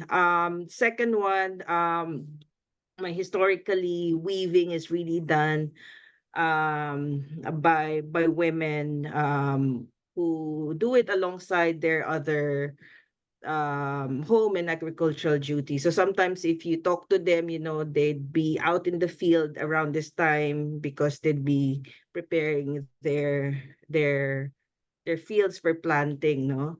So I think so what I wanted to say is that to keep this tradition alive and well, many women in the communities have to really balance it and make it a priority on top of their other domestic and agricultural duties. So I think the importance of it is one, for me, how do we make it not just a viable livelihood option but a sustained livelihood option, so that um their children can also benefit from it, the next generation. So what happens in Abra province in particular is that there are three like career options. One is you become a policeman.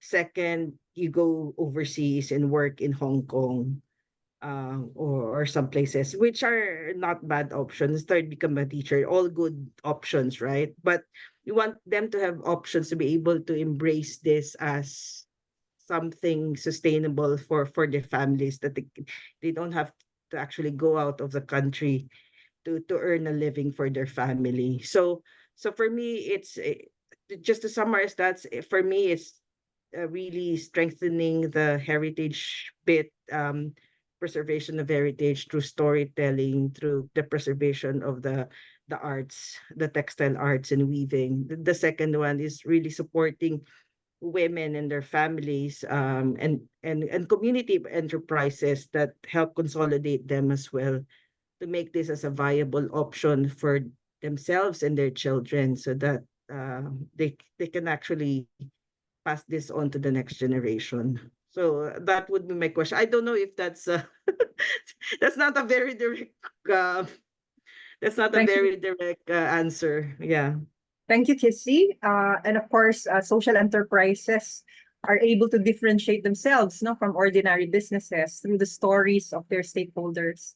And of course, in the present bill, because of the importance of women's empowerment as an outcome of social entrepreneurship, it is a very important aspect or element of the present bill that we are actually lobbying, and hopefully also in the ordinance in Pasig. Yeah.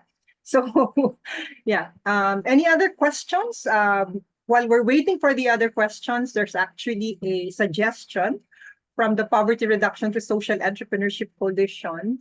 There's a call to the social entrepreneurs who are joining this session to let us know if you're interested to join the Poverty Reduction to Social Entrepreneurship Coalition. So just message and we will be getting back to you. Other questions and any other comments from the audience? Maybe for Alo, I have a question. In your, you've seen roots also evolve through time, right? And since your founding, how has that relationship changed for the better? Like with the brands and the community, the social enterprises that you work with. Kasi syempre, admittedly, there are also some nicks that we face, right? So consistency, quality, things like that, turnaround. So how are you able to address those and to ensure like a level of predictability and professionalism also with the social enterprise brands that you work with, right? So then you can create that like collaborative and productive engagement with them. I have to admit it was and is really difficult to achieve that that kind of how would I say, equilibrium, no?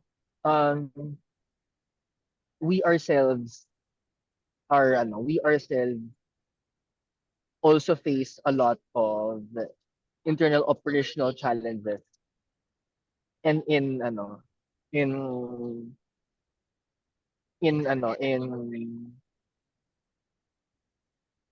getting things done, no?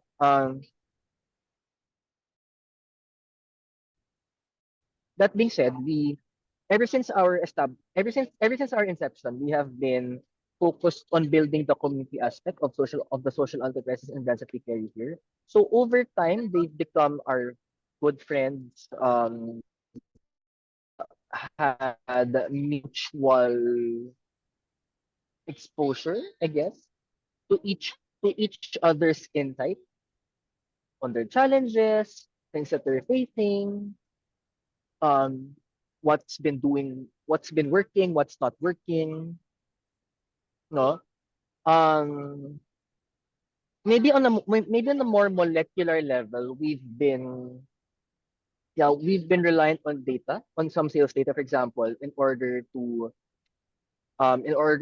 predict what we should focus on, no, in terms of maybe more products to push, um, who to take better care of, etc.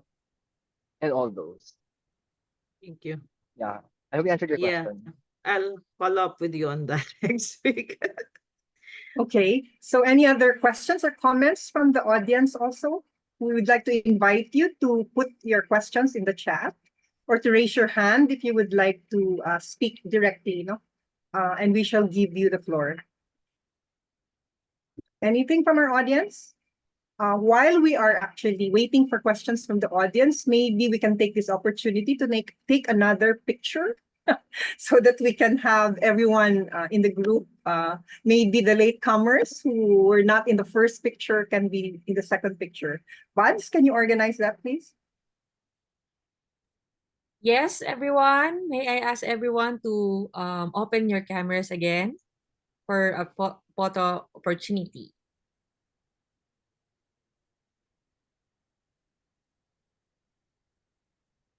There you go. Hi, Vanya. Vanya is from Binaswadaya, Indonesia. She's also with us.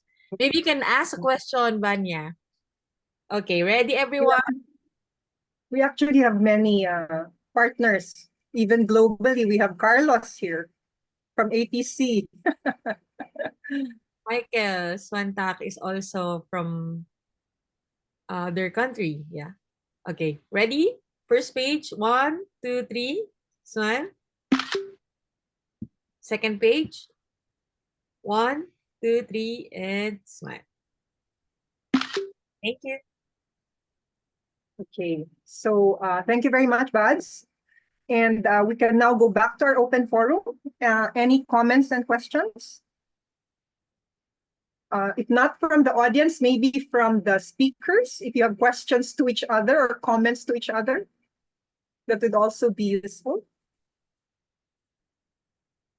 I think my main question, I think just the thinking is that what's next for social? So how do you know as a social enterprise that you're getting there, right? I think it's always been that. I think there's the inspiration, the founding, and I think there are different sizes for social enterprises, right? There's the big, the medium, and the slightly bigger that's quite ready to scale. So I think if I'm looking at growth and I want to grow as a brand, how do I know if I'm getting there? Yeah. Right? And how do we parang help others, the smaller ones that may need more help to get to that point, right? What is that point that you know that you're succeeding and that you're growing and stuff, right? Because I think the issue of the social mission and being able to run on profitability for your business are really But like, ano ba to? There are hard balancing goals for any business run on social enterprise model. Thank you for that question. Kissy, would anyone in the panelists, among the Maybe Ma'am panelists, Donna want to share? siguro. Si Ma'am Donna might want to share, or Aloy. Aloy, would you like to say anything about that? Ma'am, may I? It's a very profound question, actually, that That's my ISEA and that's my the beauty present pageant coalition are question. very Oo concerned nga, about. oo nga. Yeah. Dapat pala may prompt. Okay, That's sorry. that's my beauty pageant question. I Beg your think pardon? That's my beauty Beauty pageant question. Beauty pageant question. As a Yeah, but it's still a very important question. So anyone? Jonah? Yeah. Go ahead. Yes, Hey, Miss ma'am. Donna first. I think hi Aloy, I miss you. So there's also the result of building relationships. Huh? I think Mama Kizzy, you I may say that you are an inspiration to our Kacha, you know, one exhibitors who is a member of a cooperative and actively part of our LEDIO in all our trade fair, local trade fair being conducted. Our small enterprise, community-based enterprise, really would like to maybe it is their dream to be advertised, to make to publicize their own stories of success. That's why I am very much I appreciate really the help of the recent trade fair, and of course Aloy from Roots Collective.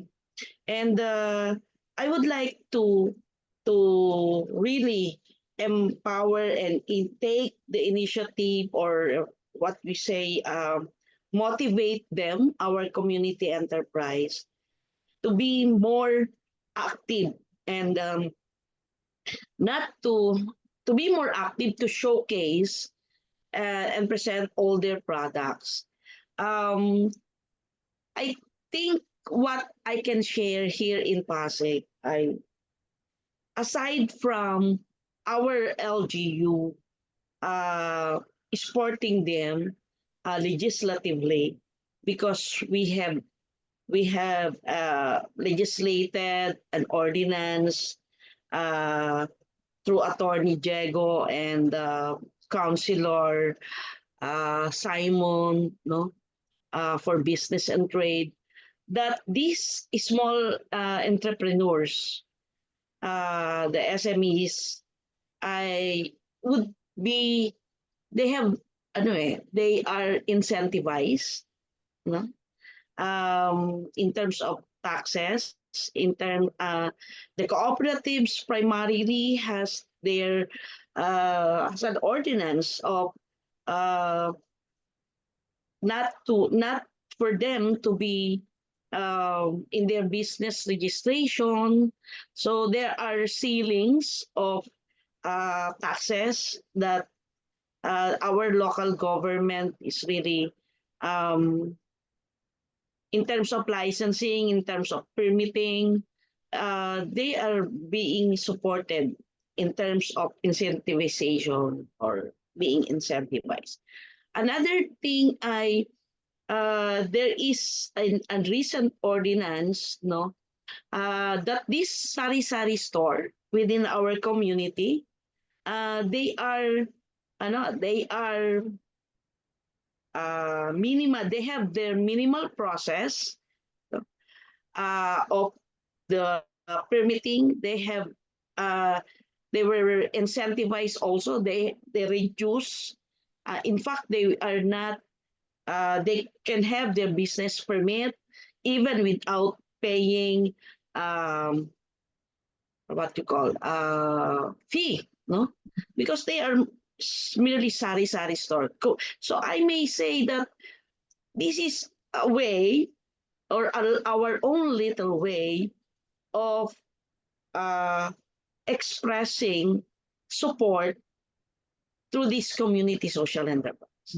But of course, Donna, we go back to the original question, I think, of Kissy, which had to do with how do you know that you're getting there, right? Yeah. That's the question, Kissy. Did I Yes, hear you yes. right or did I hear you wrong? Yes. So I think let me just Yeah. bring in I think- let me just bring in Buyong maybe.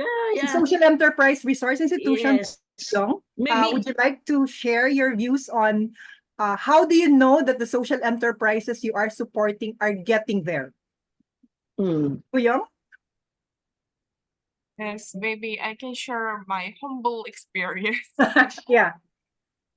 Firstly, in a economic perspective, it should be reached the break even at least. So there will be no problem to invest, to develop, and also sustain the regular operations. That should be comes first, I think. And the second, the willingness to be developed more. For example, Ikting Swing Center, it was established as a social enterprise, which is SEC registration, but they are willing to have the credit cooperatives aside from the social enterprise to sustain the enterprise operation. It means they know how to organize the group to be another the organization, and also they know how to support the social enterprise from the other kinds of methods, medium.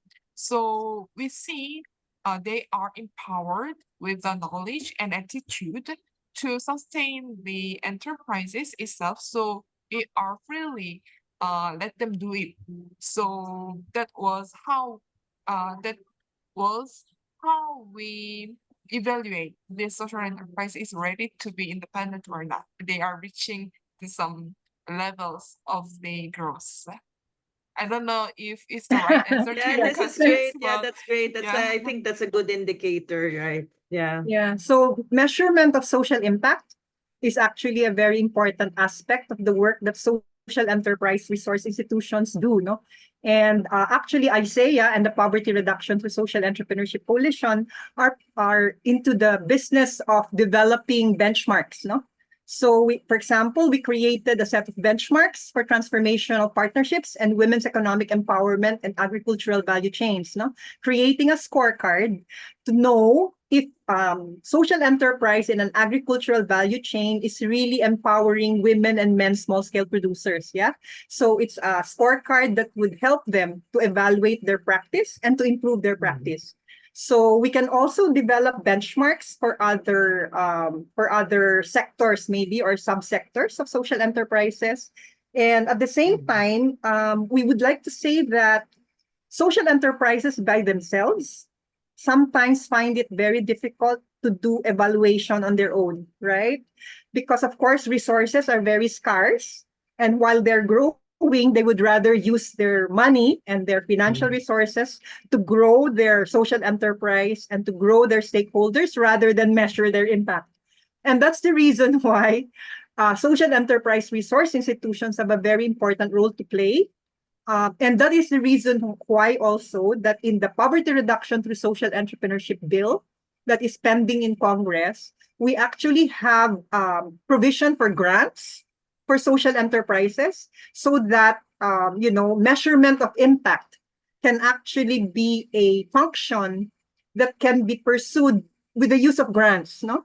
That your profits need not go to the measurement of social impact, but there is a grant segment of support for social enterprises so that they can be part of the ecosystem that measures social enterprise impact for the sector. Yeah.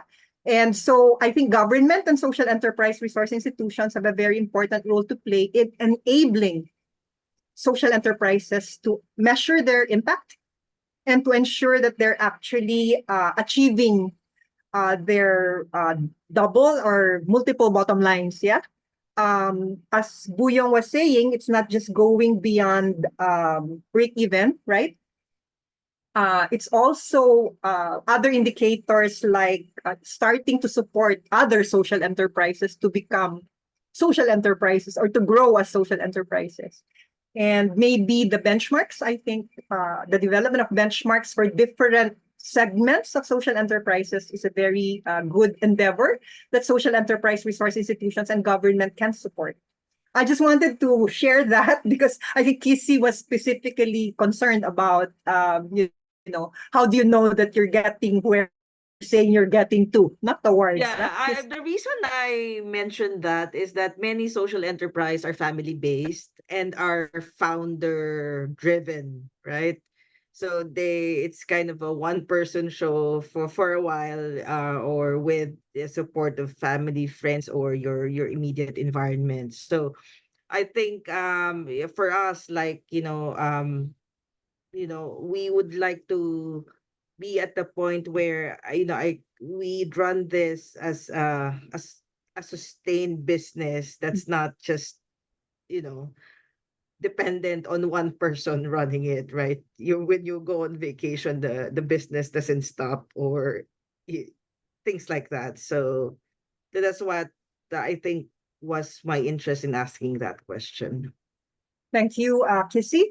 I think, Aloy, please share with us your 2 cents worth for those who haven't seen the chat box.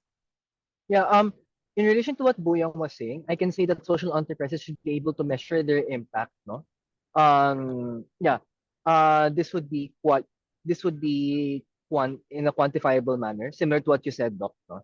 Um, it stands to reason that since some of the profits should be reinvested back into the social mission, the impact should be able to correspondingly grow. So for example, how much has the quality of life improved for a certain community? How much more are they earning because of the social enterprise? Do they now have access to quality education for their children? Do they now have access to quality healthcare?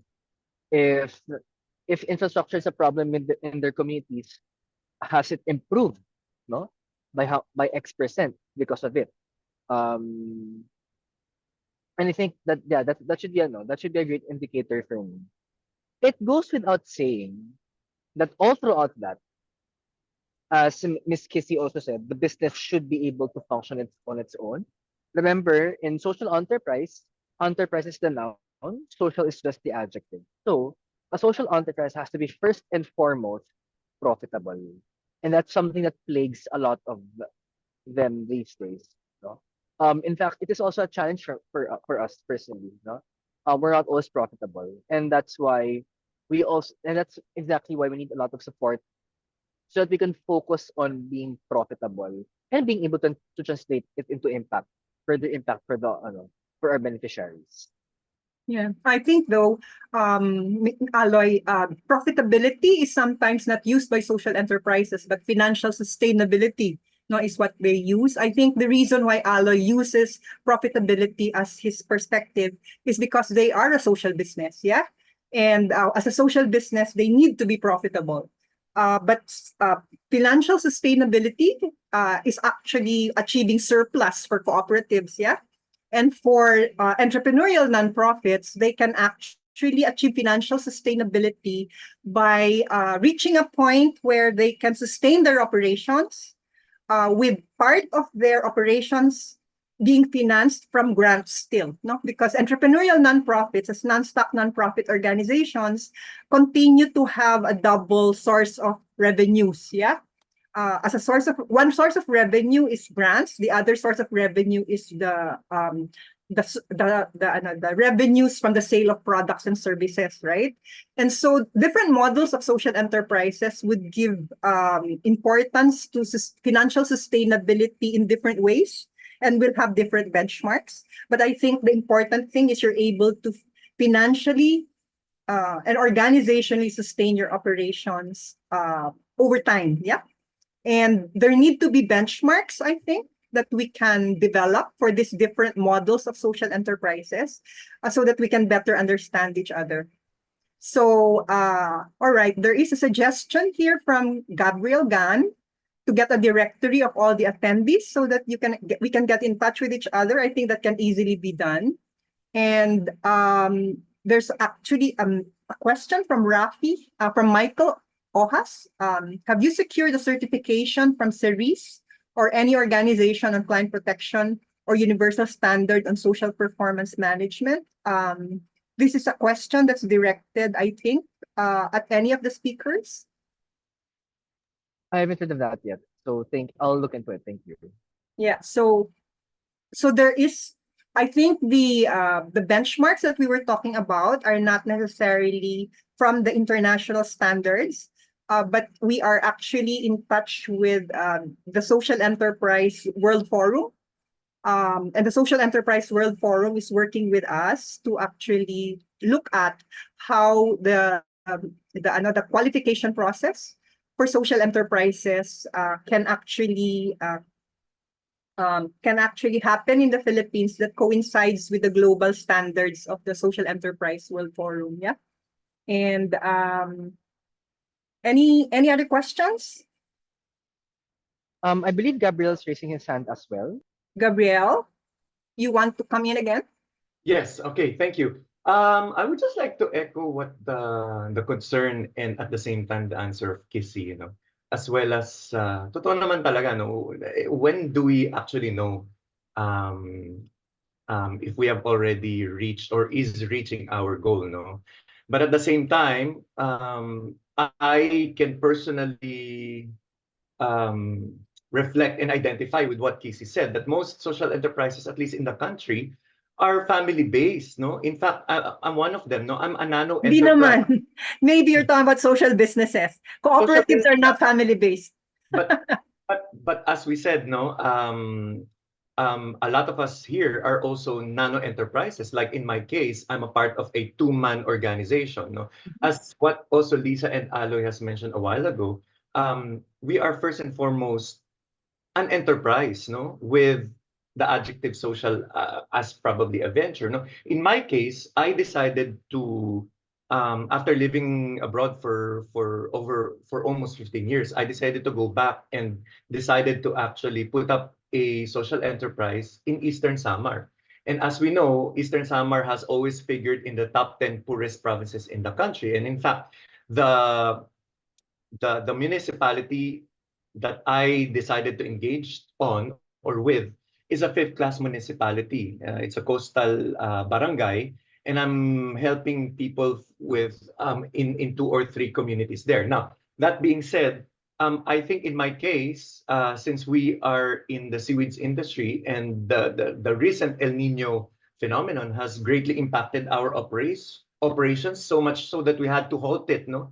Because in the last 2 or 3 months, our seaweeds have been melting in the ocean. Imagine melting in the sea, no? When in fact they should thrive in the waters, right? So we had to stop for 3 months because there's nothing for the farmers. Like we would end up not doing anything at all, and we're talking about the poorest of the poor, no? So, but then while there are many challenges, there are also opportunities, no? So it has to be the social enterprise, not just the entrepreneur, but the community and the enterprise and the mechanisms where they thrive and grow has to have a certain level of circumspect as well, no?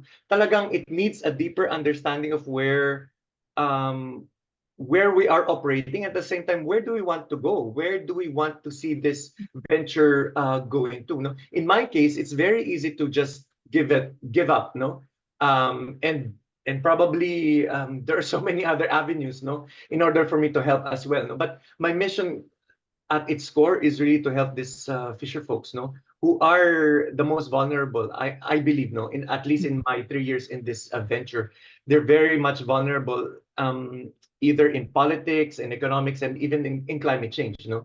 But really, we have to know what our core is, no.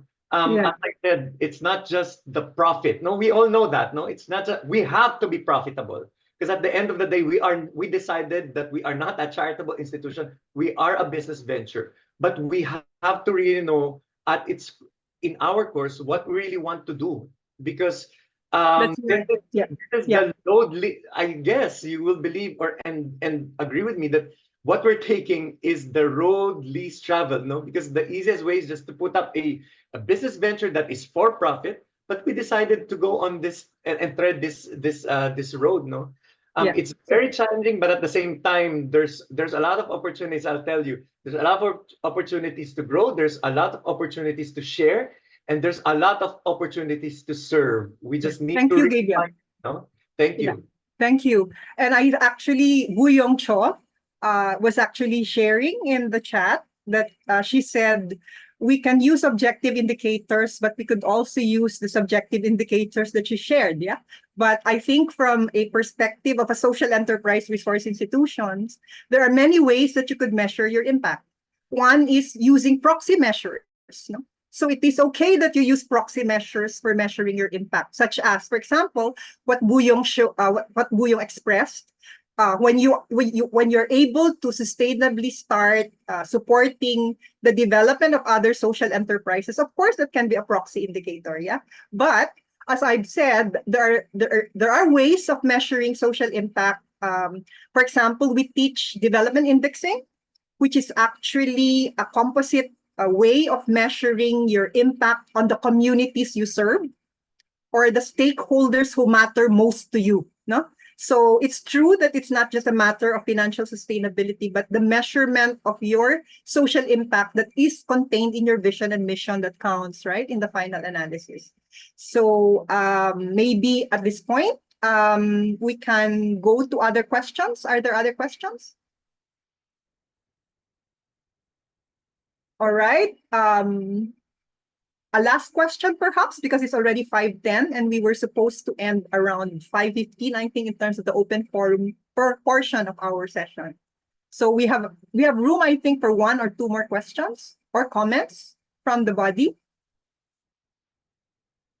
All right. If not, maybe we can have one last round, messages or last points that you would like to share from among the panel members. So may I now call on the various panel members to say their last sharing of insight or message to the group. Yeah. So maybe we can start with Buyong. Buyong, can you start with giving your last insight or a message to the group after this learning session? Yeah. Yes, thank you. In 2012, I met young social entrepreneurs in Korea. That's the moment where I start work for the social enterprise. But when I work in Korea, I feel a lot of limitations because government supports a lot, but it makes social enterprise depends on the government grant. But they are working hard to make a community, and then they make a collaboration. And after a decade, we see many changes and then growth. If I see the Philippines, there is a community already, and I can feel a powerful moment where the people work together. So I truly believe Philippines has a big potential to be growth through the social enterprise. And I truly support our present bill to be success. So it can be a big support for all the social enterprise of the Philippines, and the Philippines will become leaders in Asian countries, I believe. So I'm really happy to learn and get an insight throughout all the presentations, and I learned a lot. I hope we can continue our relationship and connection to make a better society. Thank you for this opportunity, and good afternoon. Thank you, Buyong. May we now have Arjun? Are you still here, Arjun? Arjun? Maybe if Arjun is no longer here, we can go to our Philippine panel. Donna? Last words. Yeah. A few sentences, okay? Sentence. First, I would like to give 3 points. One is to be effective our national legislation, our effort, the effort of our legislative, our congressman and the Senate. First, I think they must be really honest and true among themselves. What you call this political will. Same as with the local, with our local initiatives, legislative, they must be really united as one to make and to strengthen this present bill, no, to be acted as a support to our social entrepreneurs, because this is our way, this is a way of uh, turning what I would like to emphasize, what is really the systemic change must come from within.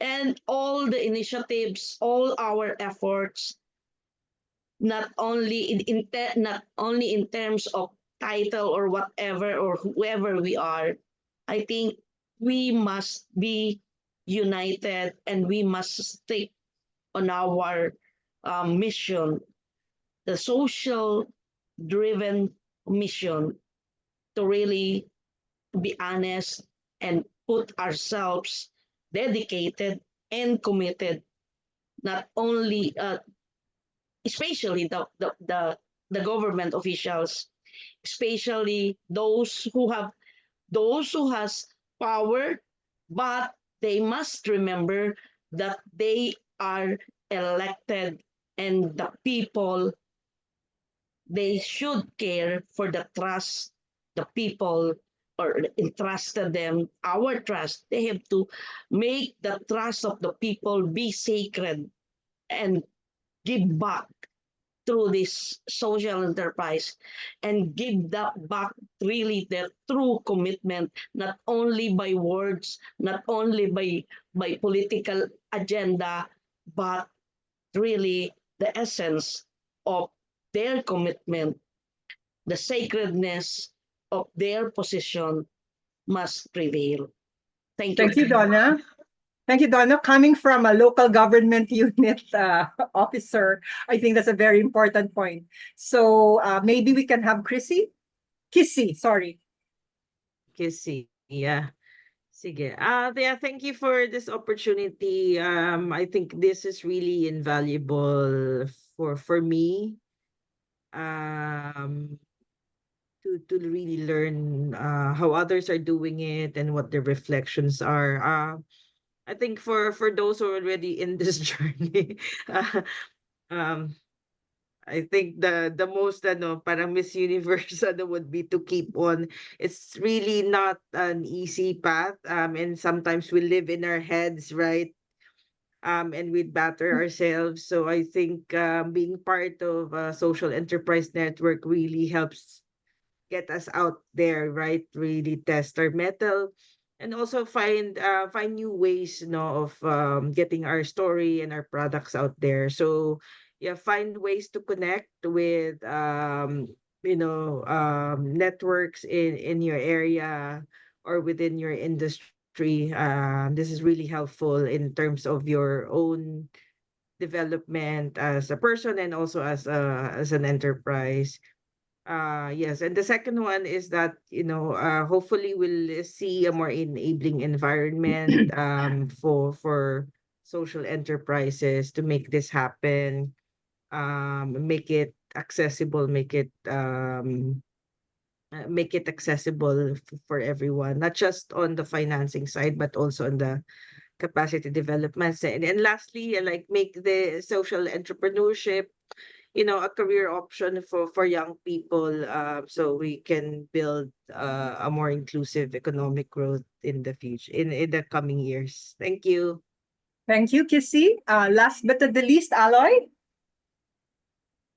I am, as someone who considers himself an unorthodox but hopefully devout kahit paano Catholic. I actually also came into social entrepreneurship on a rather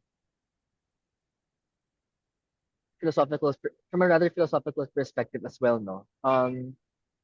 I consider it to be one of the purest, quote unquote, purest forms of service. One of the quote unquote purest forms of still, how to say it, um having having a career or profession that is in line with the call to serve and the call to love, no.